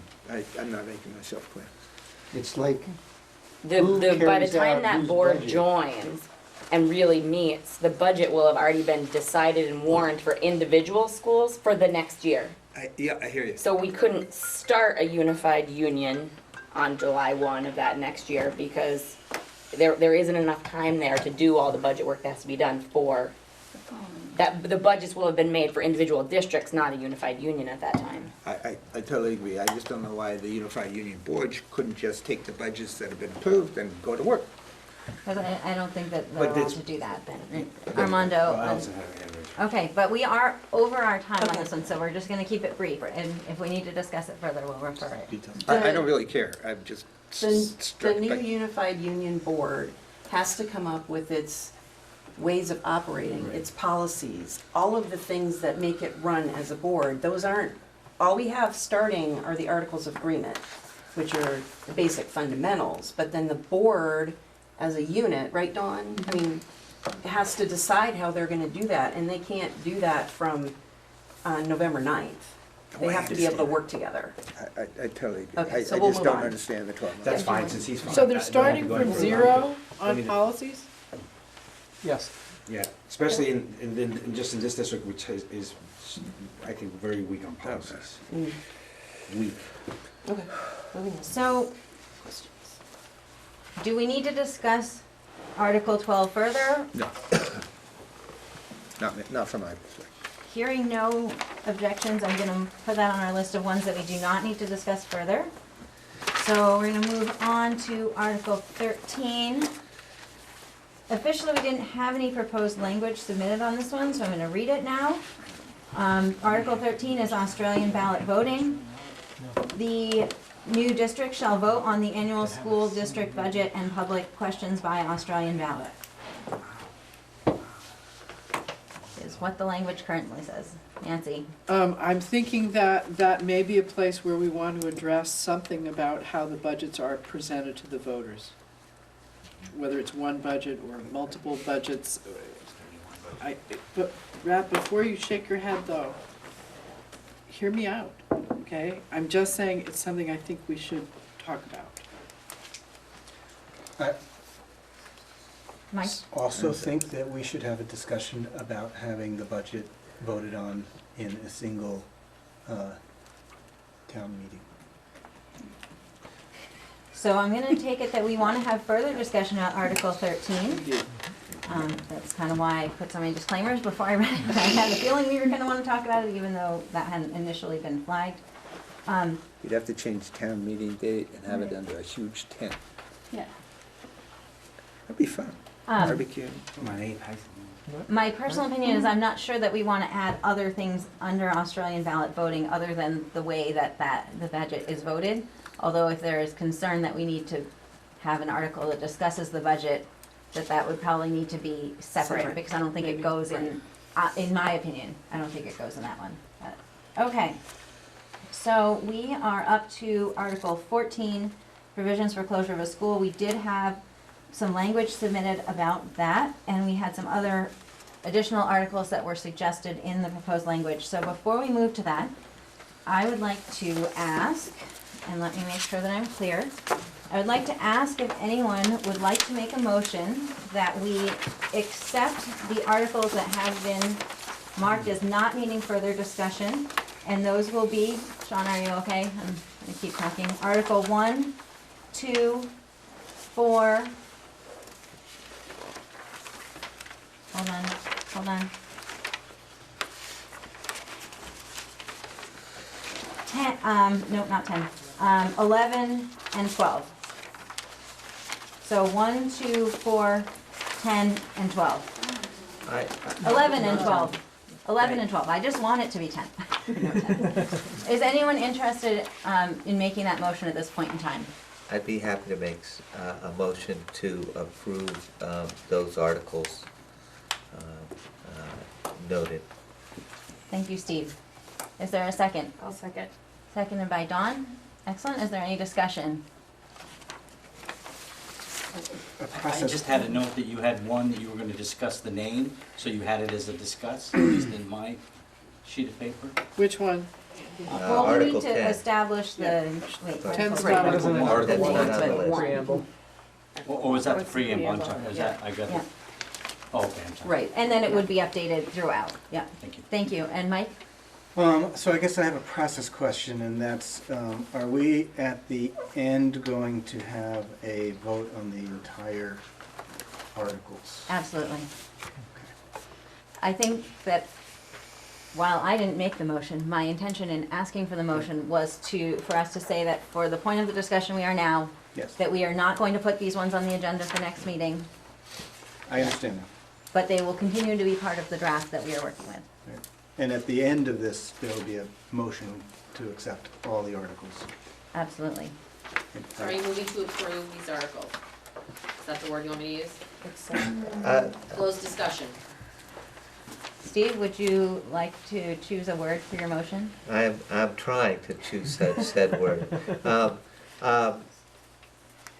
I'd like to move that we consider these articles as complete and to be added to the final articles when we compose them. Nicely crafted. Dawn, are you still willing to second that Oh, yeah. motion? Okay, any further discussion? Curious about Caleb's knit brow, but. Okay, so all those in favor of the motion, please raise your hand so that we can get a count. Excellent, we have 1, 2, 3, 4, 5, 6, 7, 8, 9 in favor. Any opposed? 1 opposed? Any abstaining? I guess, I'm just, sorry. A little So that would confused. be 2 if you count me abstaining. So that motion carries. Excellent. All right, you guys, we have a few articles under our belt. Okay, so as we move into talking about some of the ones where we know there's been some other language submitted, Andrew, I think you had something you wanted to say. I wanted to let everyone know that we have 30 minutes left on our agenda for continuing this discussion. I did not expect we were going to resolve all of the articles tonight. That's not what I'm trying to say. I'm just letting you know. That's where we stand in the agenda, so I expect that we will continue discussing articles next week. But maybe we can get a few done. We can be optimistic. Andrew, go ahead. Great, so my recommendation is that rather than trying to wordsmith articles, that we're at least clear on the concepts and that we allow the attorney that we hire, who would be an expert in education law, to actually draft those. There are 3 things that I think this committee needs to be very cautious about to not tie the hands of the new board. The first thing is that we want to be very cautious that we're not trying to predict potential future situations and prescribe a restrictive process or restrict the solution to the new board. I don't want to assume that we know what needs to happen and what other folks are going to want. The second point is that we don't want to write into the articles requirements that already exist elsewhere in current law or that might be in conflict with current laws that exist elsewhere. And the last thing, I'm sorry, I said earlier, which is that we don't want to wordsmith the language, that we want to let the attorney write that, and we just need to be clear as a group what it is that the intent is and let the attorney tell us what that needs to look like in legalese. So basically, we don't have to get to the exact comma, preposition, that level of detail. We need to understand what we're trying to accomplish in that article, right? And we can use our lawyers to help us say that in an official way that hopefully is also clear and understandable. Yeah. Caleb, did you have a question? You look like you want to ask a question. I'm thinking over here. Okay. What I was thinking about right then. Stripping the gears. Yeah, right. Stripping indeed. What I was thinking about right then was just Andrew's comment that we shouldn't say things that are already law, but we shouldn't say things that are against the law. And so I'm just wondering what that leaves us to say. I guess what I mean is that there's a lot of stuff that we're going to say in here that's in accordance with Act 46 and not trying to, just create a riddle here or anything. I'm just really trying to think in some of these things, if we put aspirations or goals into our articles of agreement that reinforce existing statute, including the statute of Act 46, that's not a problem, is it? I mean, we could, I guess that maybe what do you really mean by the first part of that? I get the stuff that's against the law. What I'm trying to say, right, for example, is that you should not write that, that no school employee may commit a felony, because I think that could be understood that it's not necessary for us to repeat that. Does that answer your question? Yeah, it kind of does. And then, but I guess it does get back to, and I've heard you that these articles need to be vetted by someone who really knows the education law, and I do get that, but I also really do feel that from my perspective, getting to the art, I'm hopeful that there's some room for creativity within the articles process, and so anyway, just kind of trying to think about how we can. It's helpful to know the stuff that you just can't change. I do think that's to some degree useful information, but it's also, in some places I feel like we really need to figure out ways to incorporate some of these concerns we're hearing, and so I just wonder where we get left with that, and whether we might pick our moments or our places to push the envelope with these attorneys and say, work it out, come up with a draft, put it to the Agency of Education, let them, that's some of the stuff I'm thinking about. And those are things we should talk about, but we don't want to be we don't want to anticipate and say that the board will meet on the third Tuesday. We don't want to say there will be, 6 meetings.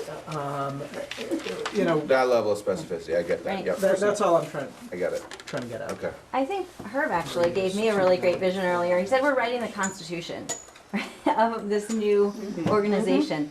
And for those of you who are familiar with our board level policies, our ends policy and our executive limitations, I mean, that whole packet is 6 pages long, double-sided? I don't know, I'm guessing, right? But this is like a level above that in how specific we'd want to be, because the policies will get a little more specific, and then the actual execution of those policies will get even more detailed. So we just want to be careful to not put something that is so detailed that it's then going to require the board. And you know, I'm talking too much, but I'm going to say this. So we at Moncton, we're very lucky. We have a trust that was someone left to our school. And the trust was established specifically for the rental of musical instruments for Moncton elementary students.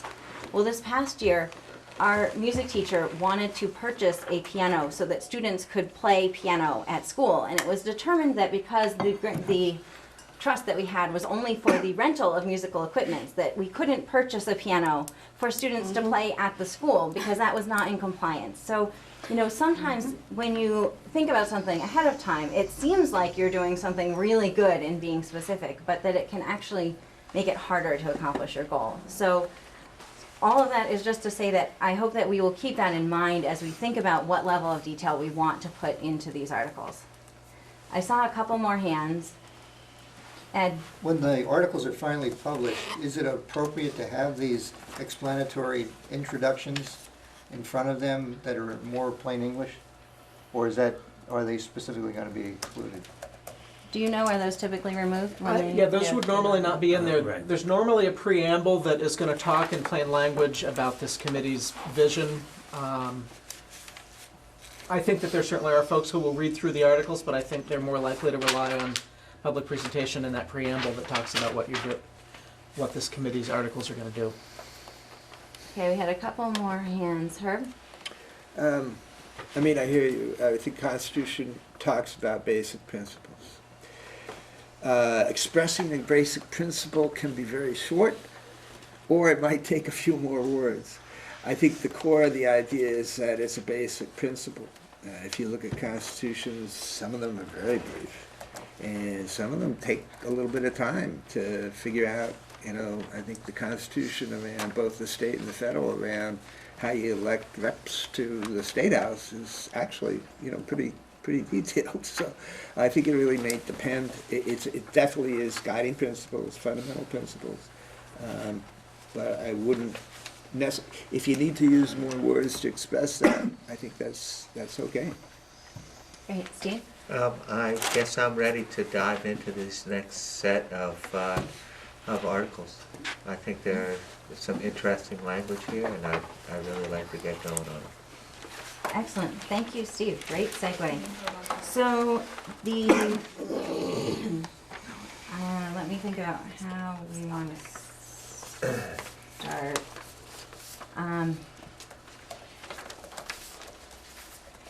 Is there a hard copy of the No, but yeah, I'm happy to share my little, no. device tag? Yeah, I know, I can see that. Oh, I was feeling that. But- I have but a we can device share. if you want. It may take me minutes It's to all right. get. It's all You right. don't mind? Thank you. It's touchscreen. I wonder if we can do it the same way we've done the other articles.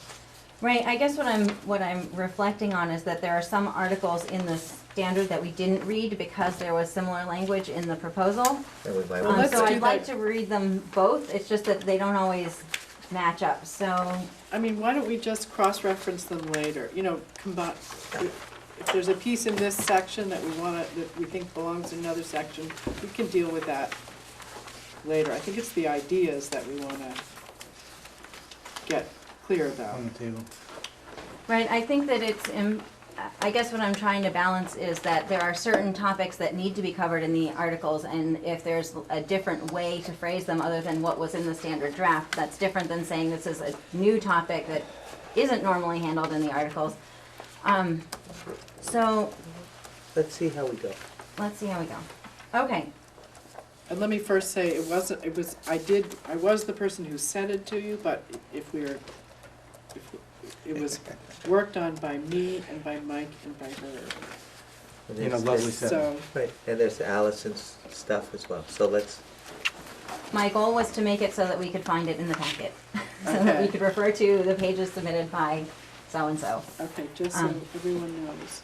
Okay, excellent. So, let's go ahead and, is there a section of what you sent Nancy that directly relates to Article 7, real estate and property? Yes, it's toward the end. Page 16. It's page 16. Okay, excellent. We have been going around the table, and I think I read the last one, so this is gonna require some flipping back and forth, but I'm wondering, Allison, if you would read the Article 7 that was in the original draft, and Ed, if you would read, are you, with, if you would read the Article 7 information that was in the proposed language. Does that make sense to you guys, what I'm asking you to do? Okay, great. Go ahead, So I'm gonna Allison. read- So you're gonna read this, Okay, and I'm gonna read the original. I'm gonna read what's in here. In, You're gonna yes, read in Nancy's. So- You're You gonna gotta read scroll down. Nancy's. Yeah, where is it? Page 16, at the the bottom. very bottom. Yeah, very bottom. Got it. Allison, you're reading on page, 9. Right, 7, Article 7. Article 7, Okay. yes.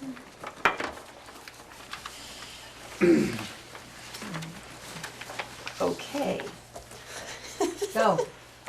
I don't have the timer set at this Okay. point. Well, it's- Just go. Article 7, real estate and property. A, real estate and personal property. No later than June 30th, 2018, the school districts that become a part of the new unified union school district will convey to the new district for the sum of $1 and subject to all encumbrances of record, all of the real estate and personal property owned by them, including all land, buildings, and contents. B, disposal of real estate. In the event that and at such subsequent time as the new district determines that any of the real property, including buildings and land, conveyed to it by the school districts that become a part of the new unified union school district is or are unnecessary to the continued operation of the new district and its educational programs, the new district shall convey such real property subject to any restrictions in the deed and all encumbrances of record for the sum of $1, the assumption or payment of all outstanding bonds and notes, and the repayment of any school construction aid or grants as required by Vermont law to the municipality in which it is located. The process for determining the closure of the school is outlined in Article 14 below. The conveyance of any real property to the town in which it is located shall be conditioned upon the town owning and using the real property for community and public purposes for a minimum of 5 years. In the event a town elects to sell the real property prior to 5 years of ownership, then the town shall compensate the new district for all capital improvements and renovations completed after the formation of the district and before sale to the town. In the event a town elects not to acquire ownership of such real property, then the new district shall sell the property upon such terms and conditions as established by the new district board of directors. Any sale of school property shall be in a manner that is consistent with applicable provisions of state law. In the event that, and at such subsequent time as, the new district determines that any real property, including land and buildings, conveyed to it by any forming district is or are unnecessary to the continued operation of the new district and its educational programs, the new district shall, pursuant to Vermont statutes, sell the property upon such terms and conditions as established by the new board of directors. Wow, that's a lot. That's what I was thinking. All right, and Ed, would you read it? Looks like there's just a short amount on the bottom of page 16 to add, or When to. you say page 16, as it comes up scroll-wise? It should No. say on the bottom, it's on the bottom of the So page. I Okay, tried to so be we- helpful and I Yeah. numbered the 23. pages in the part of the packet I had, and then the minutes went in the middle, and I don't think the minutes got numbers on them. Yeah. Yeah. There you go, yep, right there. My whole package right there. Okay, so just the real estate and property part. Yep. When conveying real estate to the unified union, the town district may reserve certain reasonable rights to the use of said real estate by the town. For example, using the buildings for town elections, using the fields for town sports. So was the intention that that would be added into, I'm looking at Nancy and, We didn't think Oh, about others. these ideas that way. So wherever they would logically go for our voters to understand them, that's where they should go. This would be a good place for them, it seems to me. It's a sort of a C under Article 7. So is your intent for us to just spend 5 minutes on this and then go on and talk about whether this is something we want to talk more about, or how do you want to do it? so I don't know. My goal was to go through the ones that we could get through easily. Okay. My hope is that some of these maybe we can get through easily too, but I don't know. So Ed, you have your hand up? The Article 7 as drafted is about ownership. This is about use that's proposed. Are they, and I would, reasonable use. And this might be one of those things that should be suggested to the new board, that they consider this as an appropriate thing for them to make a policy around. Well, but are we talking about the articles that way, or are we talking about whether we're gonna talk about this more or not? We either So accept it or not. my goal would be for the committee to determine if they are interested in including something along the concept of each of the proposed things, wordsmithing aside, right? Because I think we could spend a lot of time debating the wording and then decide that we weren't interested, right? So my goal would be, is this something that the committee would like to include? Is this something we need to discuss further? So I'm gonna go over to Mike. So I understood the distinction about use and ownership, and so I don't know that it belongs here, but I think the concept's important. And I think it's important as more than a suggestion to the board to come up with a policy for it. I heard Andrew, and I'll hear Armando in a second. You don't know what I'm gonna say, so I don't know. I'm not sure what I'm gonna say.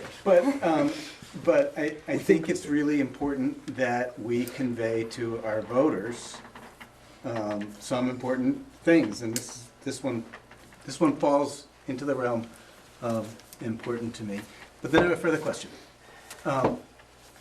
and that's really to the New Haven folks, because I think their ownership is most complicated.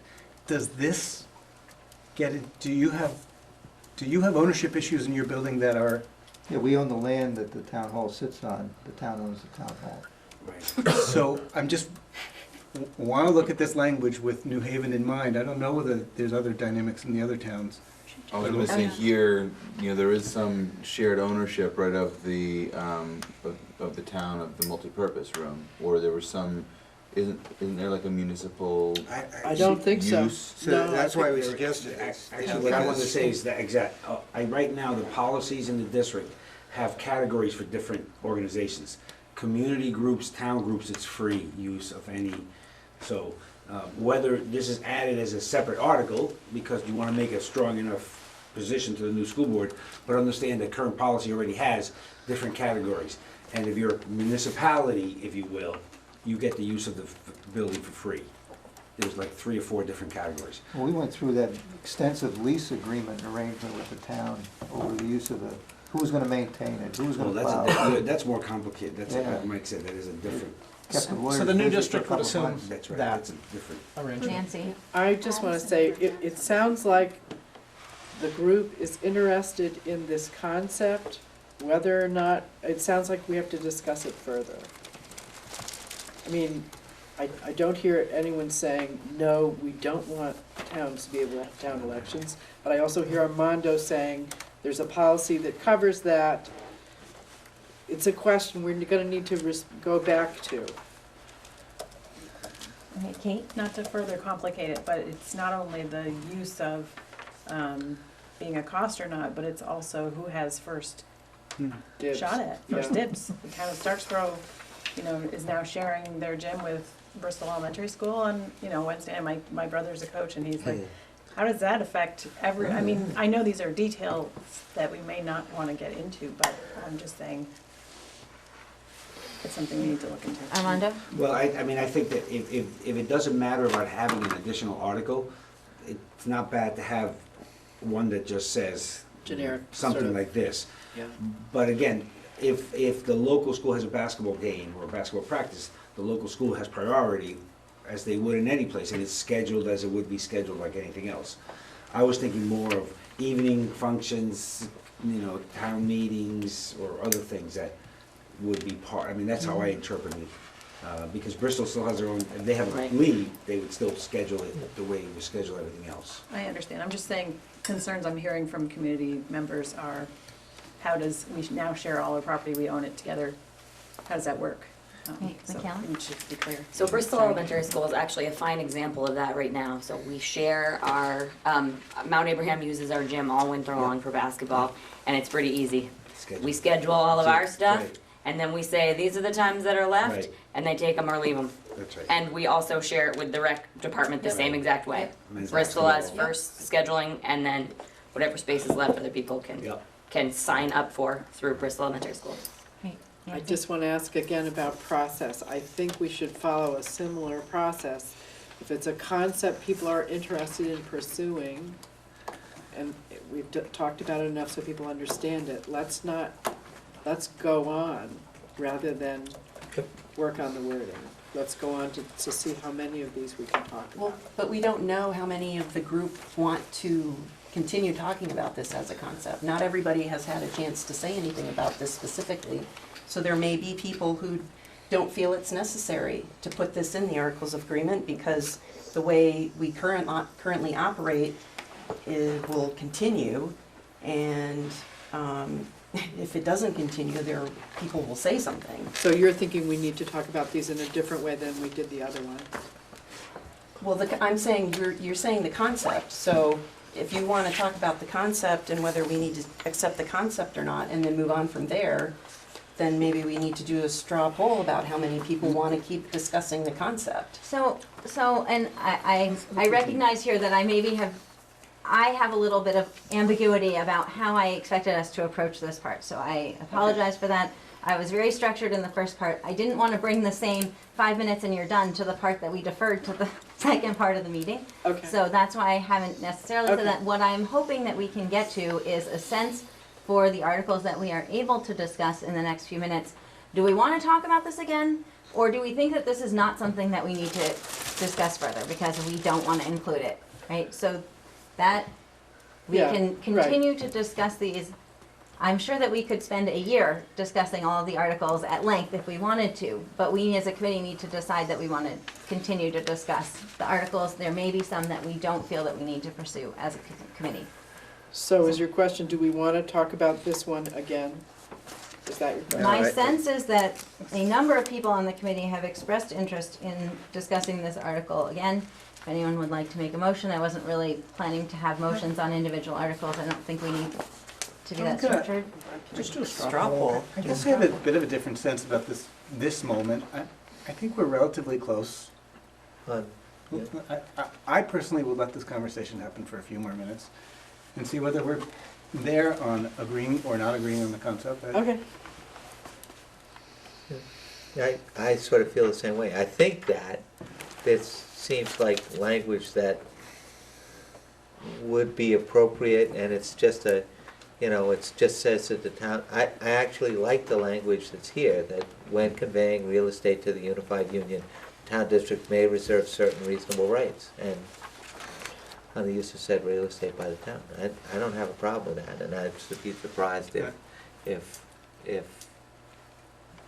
you couldn't craft that. So would you like to make a motion? So that we could just, I don't know. I think that we can spend, we have a lot that we haven't even touched on yet, which are the hard ones. Yep. Right? Right, no, so I think that we should just consider this as subsection C of Article 7.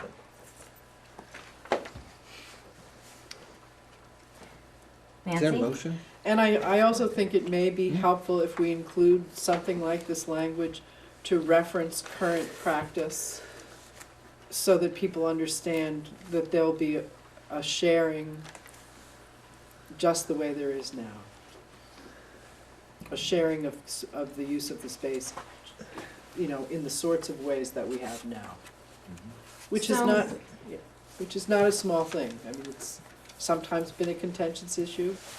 I don't think it has been recently, but. But I also would say that our school boards don't involve themselves in Right. the sharing of the gym. So I think that we're really venturing really far into the means of how different groups are able to use spaces. So I think we can just, I've made a note that it seems that the committee is interested in including this possibly as item C, as item 7C. And that I put a question of whether there's a possibility to reference the past practice. Good. Okay? Andrew? I do think that the message that we convey to the voters is important, and I think that when that message is that we have trust in the new board, that's a much better message than to say that we have tried to anticipate the building use and prescribed policy when the message we really want to send is that the new school board is likely to operate the buildings the same way that they do the old. I think trying to write something in opens a Pandora's box in terms of what the legal implications are, even of a sentence that to us laymen seems like a good thing. I mean, I don't think anybody would object to what that says. I'm just concerned about inserting that into the articles. So what I'd like to do is I'd like to take the few minutes that we have to still allocated for discussing the articles, and I'd like to just dive into a big one, kind of going out of order. I guess it relates to Article 8. I'm not going to ask us to read the language out loud right now. Article 8 is about the Board of Directors composition. At some point, we will need to read the language out loud. We have had information presented in the past about some different models. In the standard language draft that we looked at, there was a model that was similar to Mount Aid that was proposed, where there would be 13 directors that would be allocated across the towns, with 5 in Bristol and 2 in the other towns. In the other proposed language, there was a model that would have 10 directors, 2 from each town, and that they would have a weighted vote. So I guess in my reading of it, that means the intention is that there would be more voices at the table, although in the end there would still be the same proportional voting. Correct. So I wonder if there's any discussion about those models or other models that we might imagine. Steve? So the proposal to have just 10 directors, 2 from each town, I have 2 issues with that. One is I can't imagine quite how the voting goes down in terms of trying to do all the math, but that's okay. I'm sure that can be done and would be done and is done on a consistent basis. You would create a spreadsheet that would make it I could do that, so that when everybody pushed their little button, we'd say they'd passed or had failed. That being said, the other piece that I'm not sure I know how it would work is staggering the terms of those directors. If you really want to have a 1, 2, and 3 year terms, it's really hard to do that when you only have 2 directors from each town. So that's my only comment. So I'm sorry to jump in. So I think that the intention, and I don't know if this is by statute, but that the intention about the length of the terms is that everyone will eventually have 3-year terms. The staggering is only for the initial, so that not everyone has the same 3-year term. Yep. That's how I understand No, that that's language. fine. That's correct. That is, okay. So it still would be interesting how you'd balance that with 2 people, but it's more just so that people's terms expire in different years. Yes. Would it be helpful to have one of us explain, the intent of this? Sure. Okay. So, there's nothing perfect, in terms of choosing how many directors. And there's sort of countervailing purposes that go on. I think one, a purpose, intent, is to make sure that when you have a fairly, you're putting more authority in the hands of a superintendent and a central office, that you also make sure you have a commensurate, board that maybe has more more authority as well, or just able to deal with each other. So that would argue, in my mind, in favor of having the lowest number of directors, so that the board can act, as one voice, very clear. They can communicate to each other. I spent a number of years on the Mount A board, and I found it very, very difficult to get a consensus or even communicate. Just because of the number of people. So that's one, I think, intent. The other intent, How though, many was, are you talking about, were on the board at that time? what's that? 18. It was on the board when 18, there was yeah. 18. Yeah, and that's my point. So it was very, very difficult. But the other thing is, you want to have enough. I mean, you could have down to 5. But then you want to make sure you have enough voices, from each town so it's not just one person. So I think that's where we ended up with proposing 10. Okay, any other comments? Allison? My concern is that this makes it extremely complicated for the process to work its way through. When people make motions and they're voted on, someone has to continuously keep mathematical track of who's voting, how much their vote counts for, and how that works. And if you have one person from your town not attending, then you've just destroyed the whole reason for having 2 people from each town being on the board. Because if you have one person not attending, then your town has lost its proportional vote. So, but I'm just thinking of all of the work that we have to do on the board and constantly figuring out these numbers is making our work more complicated and not easier. And if we have the proportional voting, one person, one vote based on the demographics, the US Census in the towns, it makes it much easier. We have a lot of work we need to do, and sitting there with the calculator, I know everybody laughed, but I didn't laugh because I can see that happening, and that would make our work very complicated and cumbersome. I wonder, Andrew, do you have any knowledge of any districts that do work by this weighted voting? And is this something that's in existence? I know I've heard the idea floated somewhere at some point. I haven't seen that in any of the articles for any of the boards. I don't think I've heard about anyone doing it. I share Allison's calculator concern. Mike?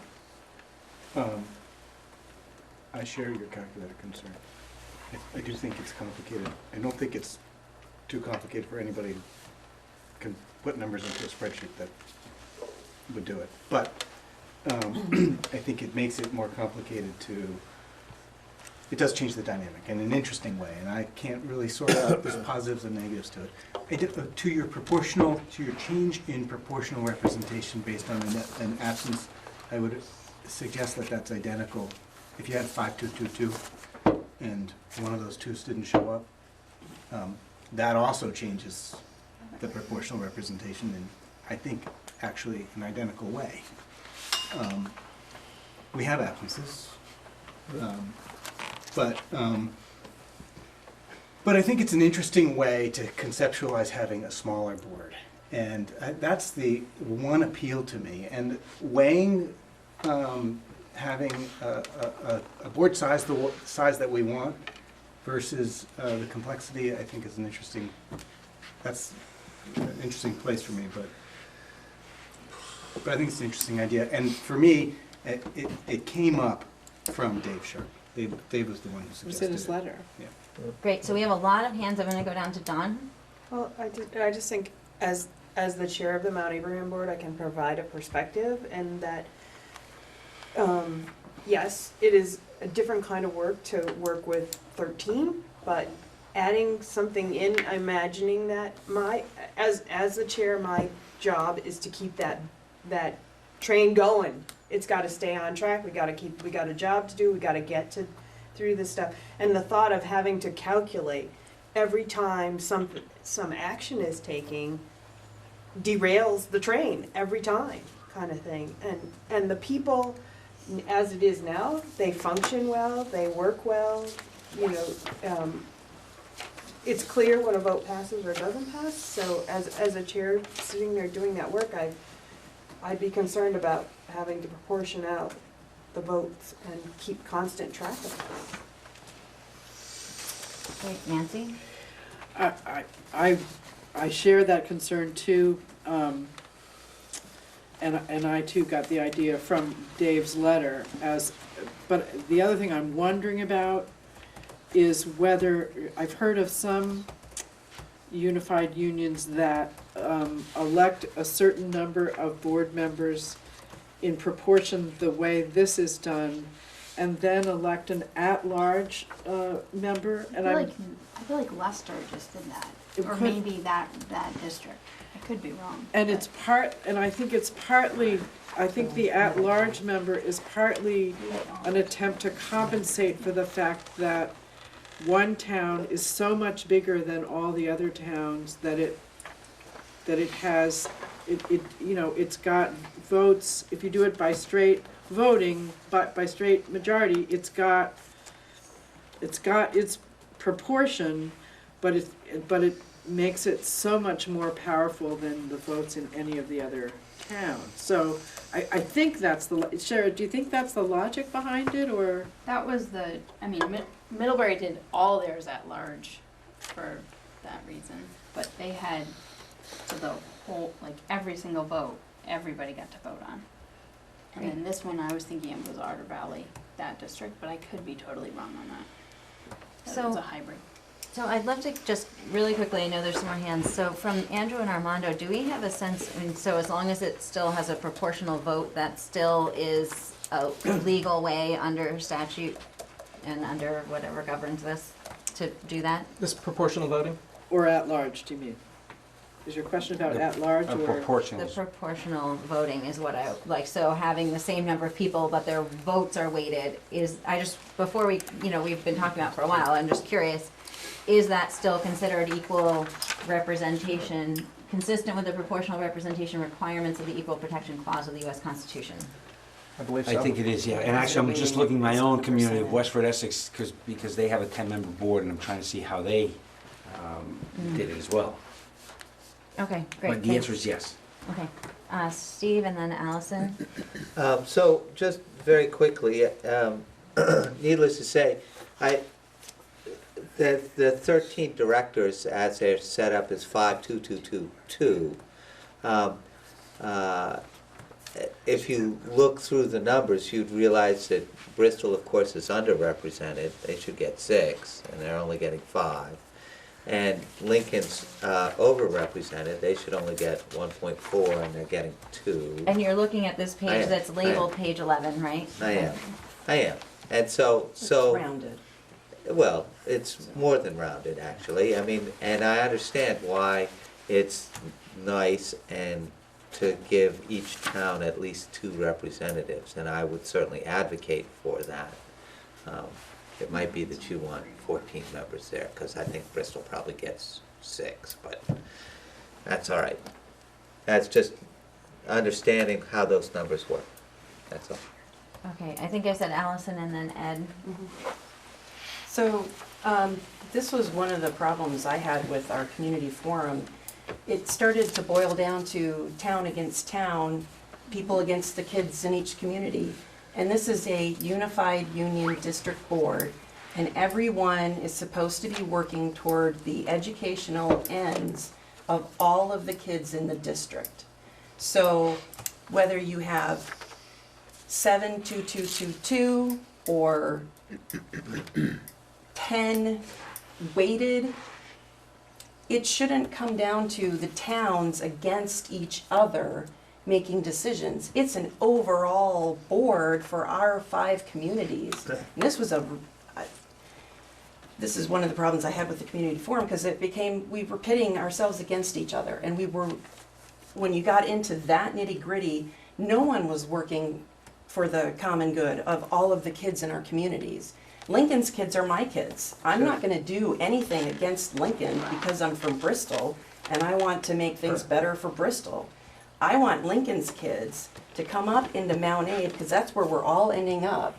I want every child in this district to come up into Mount Aid with the same opportunities and the same equitable education, so that we're not doing remedial education in 7th grade and then 8th grade, and then the Hannaford Center has to do remedial education for the kids from Mount Aid that come there. It's one district, and talking about towns, it's proportional because of the census, but talking about towns being afraid of each other, for me, negates the whole purpose. And the Mount Aid board functions really, really well. It does not appear to me that we have people fighting for Lincoln. We have people fighting for Starksboro. We're looking at the ends as a whole as they apply to all of our kids. It's not one town. Great, thank you, Allison. So I saw a hand from Ed and Nancy. We need to move on to the other topics on the agenda. I realize we're not resolving this. I'm not trying to say we're going to resolve this. I'm just saying we need to end discussion of it for this evening after these 2 more comments. Okay? So Ed? Sitting on I think the smallest board in the SU 3 of us, my sense is that in the range of possibilities, 7 to 18, that I would mitigate towards the smallest board we can functionally put together and satisfy the representation. Yes. Too big a board, my vote isn't that important, and I can miss tonight, is a feeling that you might have. Get too small and then it doesn't really serve the purposes, and 3, let me tell you, is pretty small. Yeah, too small. And sitting as a director on this board, holding both the needs of my town and the union as a whole, I think is going to be the charge. And I think Dawn has spoken to it well, that it's entirely possible to do, and do well. Great, and so I have one more comment from Nancy. Well, yeah, I was thinking about what Allison said and thinking by that line of thinking, if I understand at large members, members elected at large, that is, there are 5 seats on the board, say there are 5 seats on the board, any number of people can run for them. The 5 who get the most votes get on the board from all of the towns. The most votes from all of the towns. Is that so? By what you were describing, maybe all. I mean, along that kind of logic, maybe all of the members should be at-large members.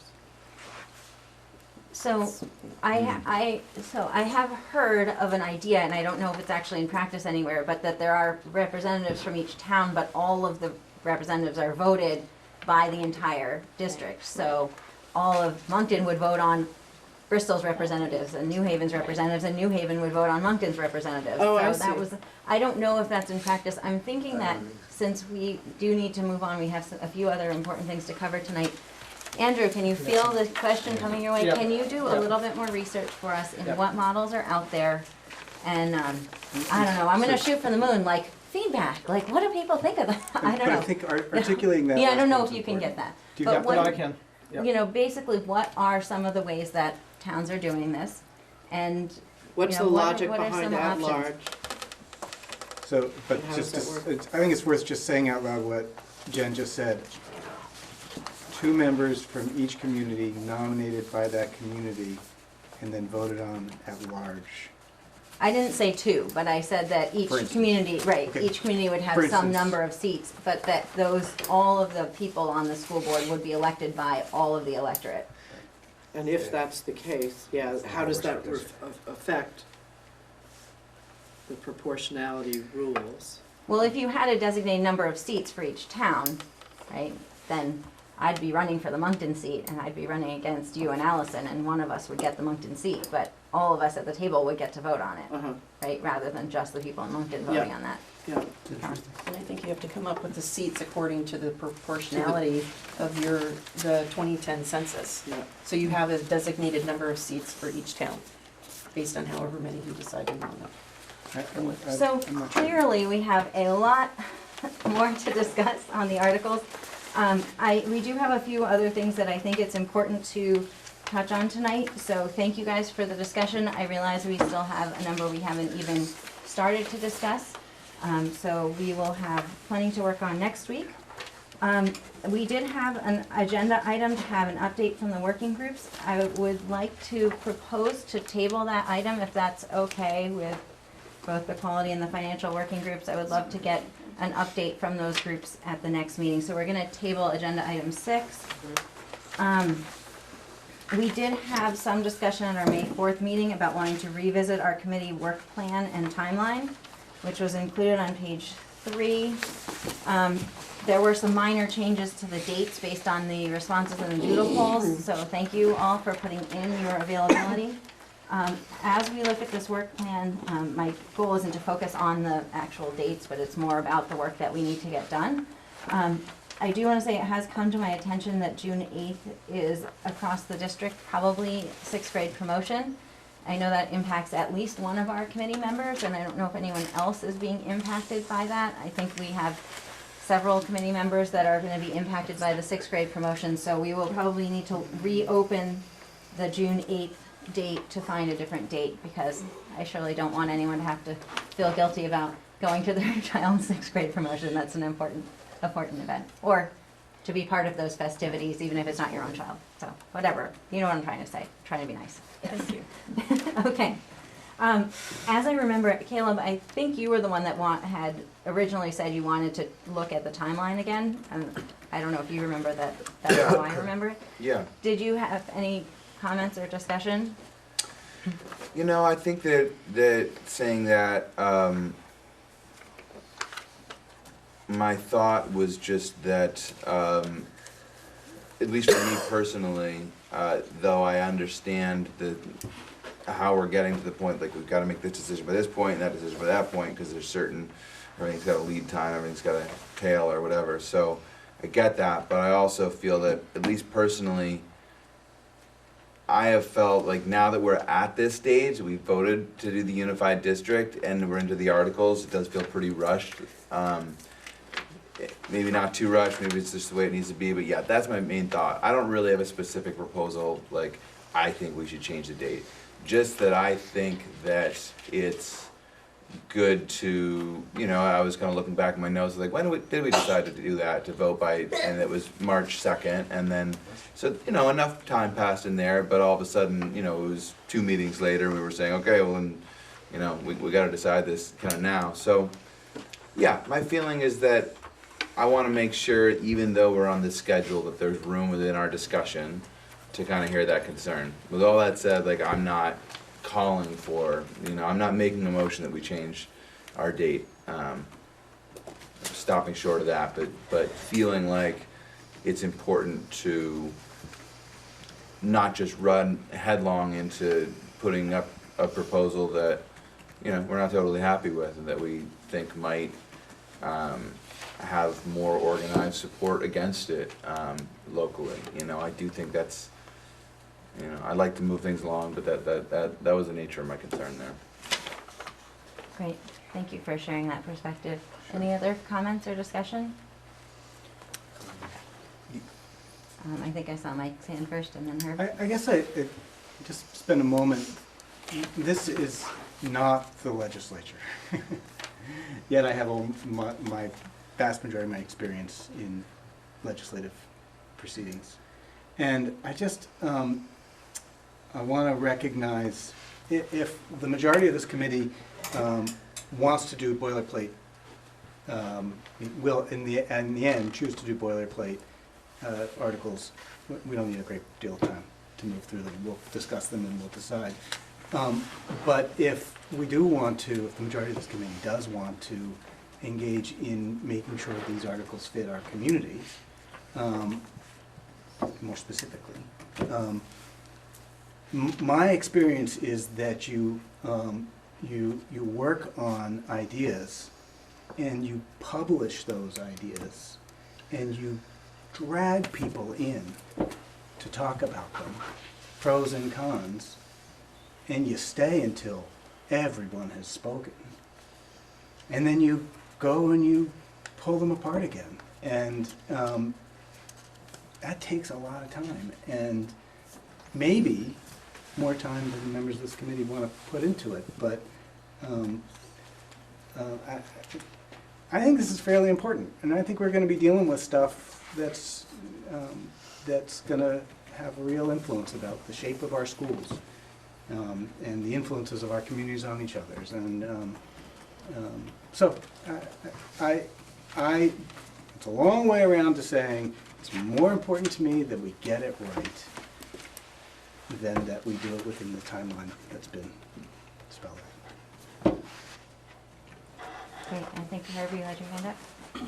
I had more a question about what the intention of, what your intention was on the 8th. I know, not exactly the 8th, but tentative community forum, all boards meeting to review report.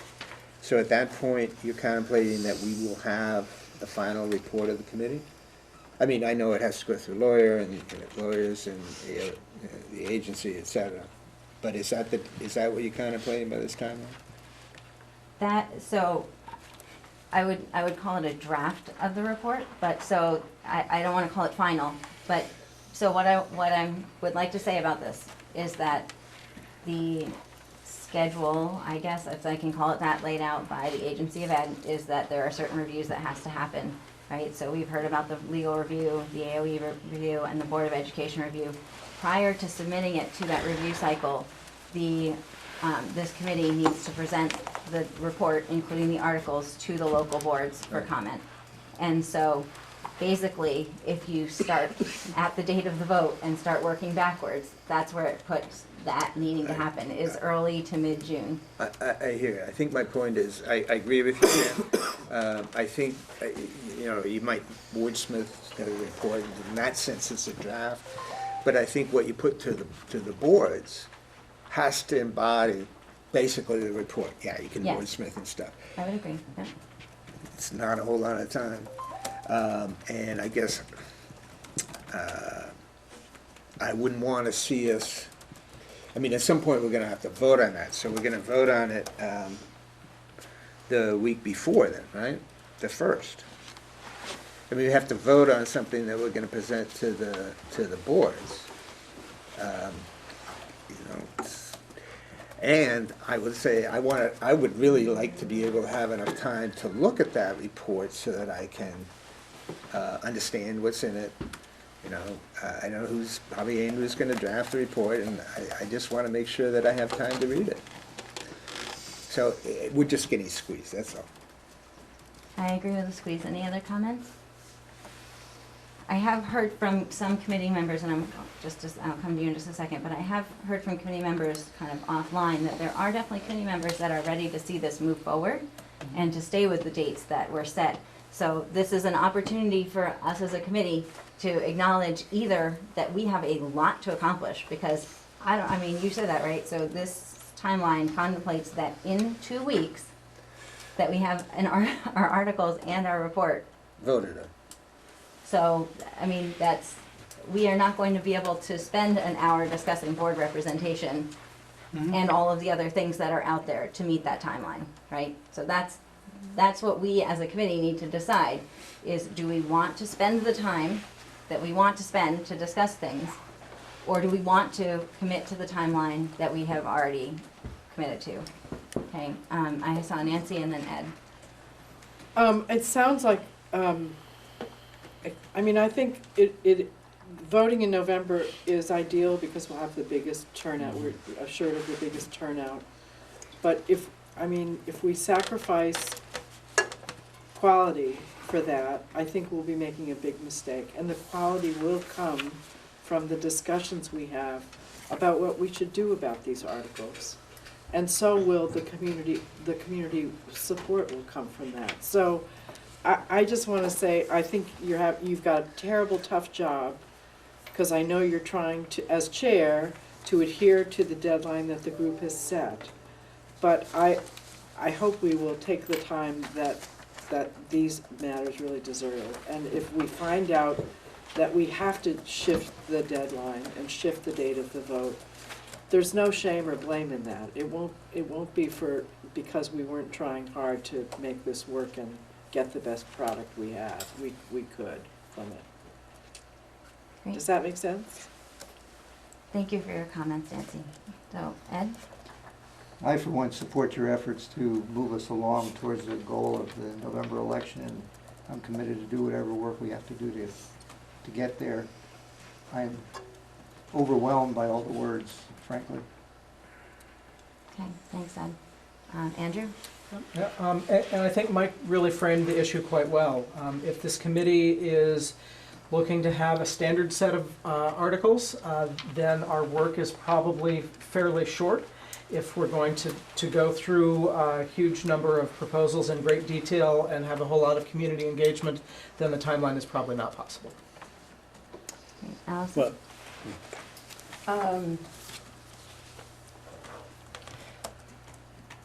While I value the conversation that happens around the words that are in the articles and the proposals and everything, would it be possible for everybody to let Jen know how they feel about each specific proposed language, and if they want to see it in the article, in a specific article? And if there's consensus that, if there's enough of a consensus that certain things don't want to be discussed, then we wouldn't need to discuss them.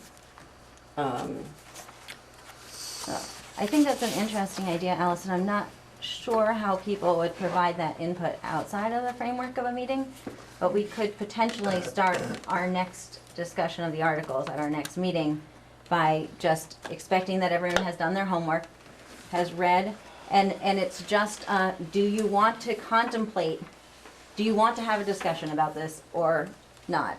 I mean, so that is something that we could, if we wanted to, do as a committee. Herb? So I'm thinking, Allison, that, I think that makes conceptual sense. I think what we started out talking about, the time frame, gets to the same point. Whoever said it, that if we're going to do the cookie cutter, we can keep that timeline. If we want to have any sort of other discussion about other articles, we're not going to make that timeline. So I think that's why the timeline's pretty important. And if the majority of the group wants to keep that November timeline, there's not going to be a whole lot of discussion. We'll just, Andrew can draft it up before the next meeting, for heaven's sakes. Great, and so what I'm hoping, or let me say it this way. So currently, this committee has voted and passed a motion to put this to a vote in November. And to accomplish that, this is the timeline that we believe we need to be on. If this committee decides that it wants a different timeline, then we can try to execute to that. But I personally feel like a mean, evil person when I tell you you can't talk about stuff anymore and your 5 minutes is up and no more comments. And y'all give me evil eye when I don't call on you, when you have your hand up, because we're out of time. So, but if we are committing ourselves, we have committed ourselves to this timeline, that is what it's going to take, is it's going to take me being a mean, nasty, evil person and telling you can't talk anymore. I'm being funny, but that's what I'm saying. That is the path to get to where we need to go. So if this committee wants to, by its decision rules, change that timeline, then we can try to execute this in a different way. But as long as that is the direction of the committee, then I will continue to do my best to get us there. So Michaela, I haven't heard from you a lot tonight. Go ahead. So, I don't mean to diminish the opportunities to have really great discussions about us in, really essential topic. But I do worry a little bit about bumping the timeline further back and sustaining weekly meetings like this, not just for me, but certainly for a superintendent who is, within all of this time, still going to be operating 7 boards and having a weekly Act 46 meeting. So that's a concern of mine, and that doesn't mean that I don't value these really important conversations, but it's a concern of mine personally as a board member, and it's a concern of mine relative to Armando's time and also Patrick's when he comes on, because while all this work is happening, those 7 boards are all still functioning. That's a great observation. And part of the reason that I requested weekly meetings was because of the work we had to accomplish, so that's part of how we ended up there. All right, I see Nancy, Mike, Allison, and we are at 9 o'clock, so just so everyone is aware of where we are in the timeline, yep. Well, What I guess time my is it, Mike? suggestion is that, that we, when we meet next week on the 25th, we continue our conversation about the articles, and we try to really listen to each other and give it the time it deserves, and see where we get. And that we put on the agenda, again, a reconsideration of our timeline in light of what we've discovered in that conversation. Second. Mike? That wasn't a motion, sorry, I I know. can't second if it's not a motion. So Mike? I want to thank you for putting the Act 46 Study Committee charge back in front of us, because I hadn't read it in a while. And in number 4, it says, engage the communities with at least one public forum held in each of the participating necessary towns to hear communities' hopes and concerns prior to the committee making a recommendation. I think that was probably about which direction to go in. And some people may call a meeting like this a public forum. I personally wouldn't.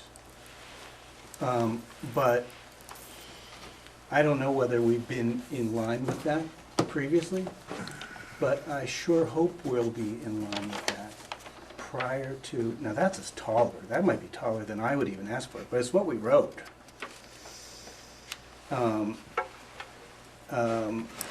I'll phrase it much smaller than that. I sure hope that we have a well-advertised, 2 weeks in advance, public forum about the articles before we vote on them.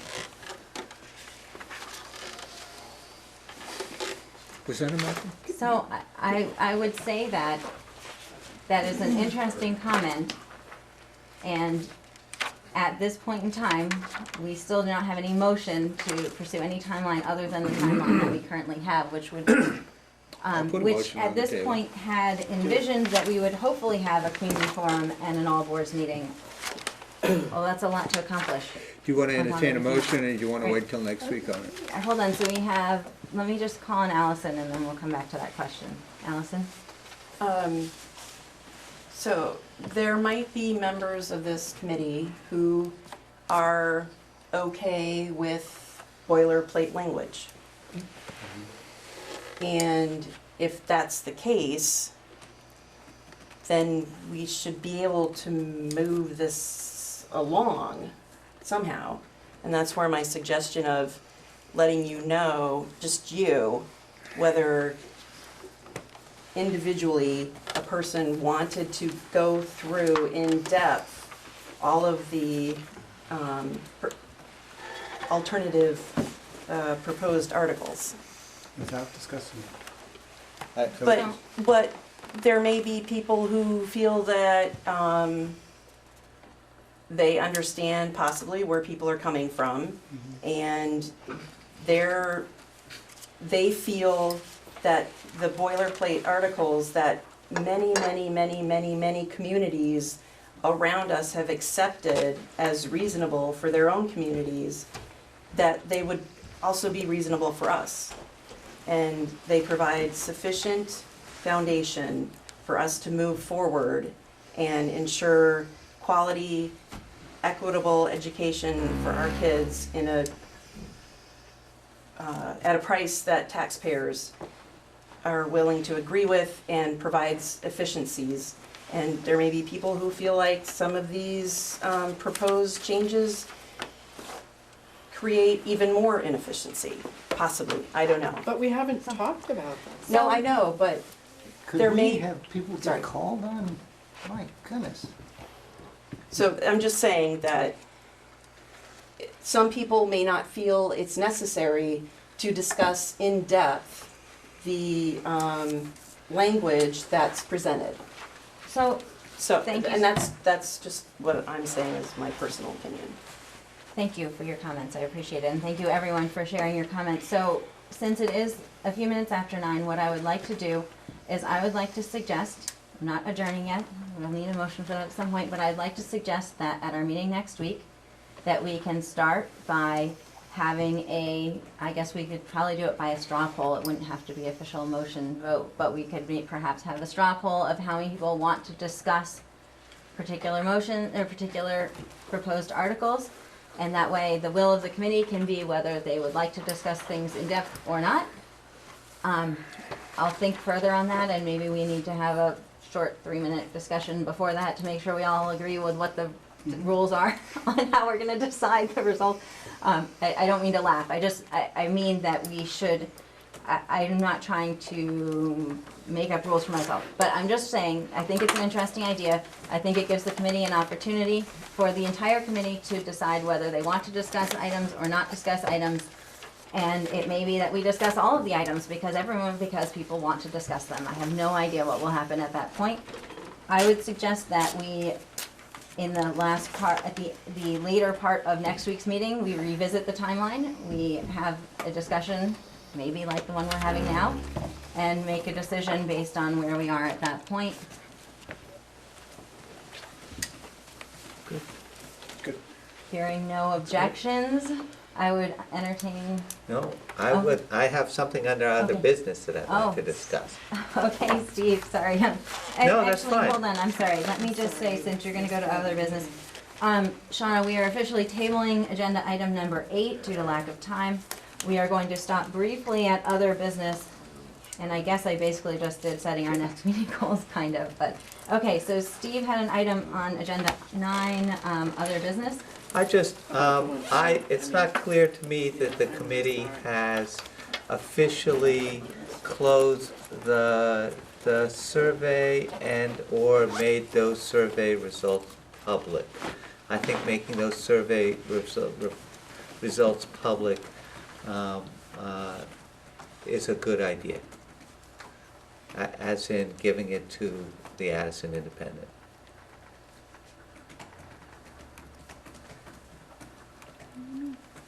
Okay, great.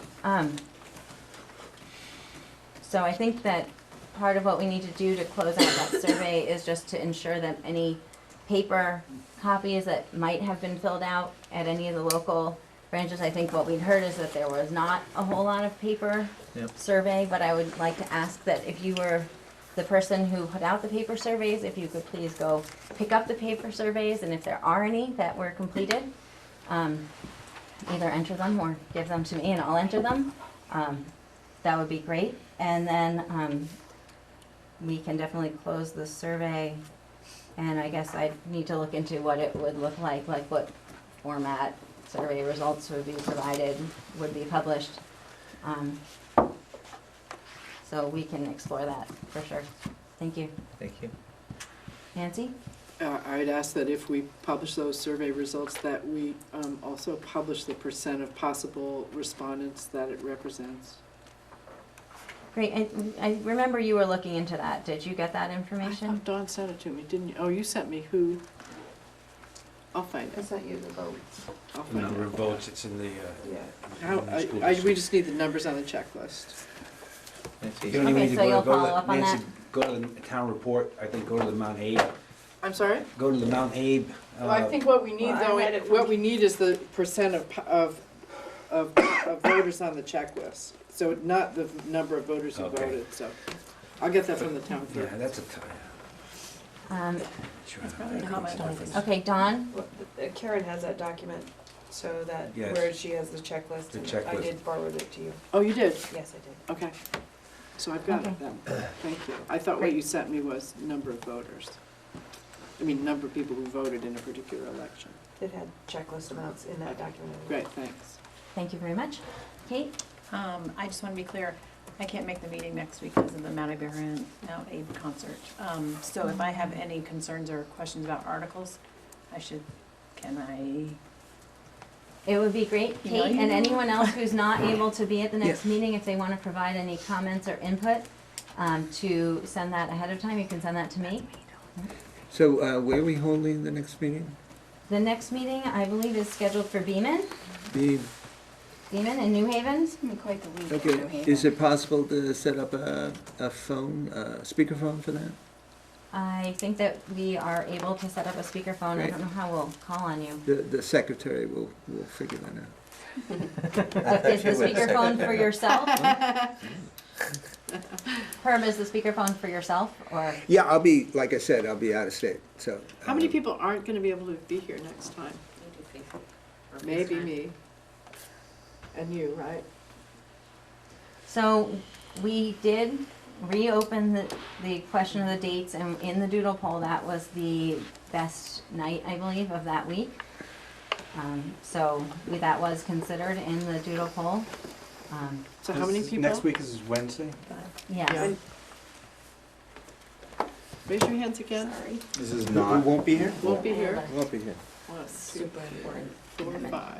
There's no way. And I originally thought I would be, but then my son came home and said that's the concert night, so.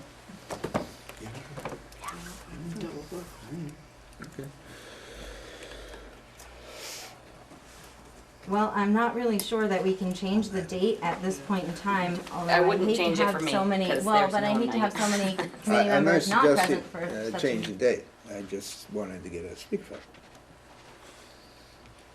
Herb, do you have an iPhone? Do I what? Do you have an iPhone? You could FaceTime and, What's an iPhone? are you gonna be with any of your children? Well, I was gonna say, we had a board member do that Skype once, because then we can see you, because if you're on the speakerphone, we can't see that you're raising your hand, so then you Right. would just All right. talk all the FaceTime. time. Well, so that's the other thing. We could do a Hangout or a Skype or something too, if somebody's computer can handle it. Are there board rules about Can I voting connect it? remotely? I would have to look into it. We should know that. I think that if you have a warned meeting and they're in attendance, they're in attendance by phone as well as. Oh, yeah, yeah, And no, they can no, vote. that's They not can vote, yes. Absolutely Yeah. not. Okay. You're saying absolutely not, I would say absolutely not too, but, What's that?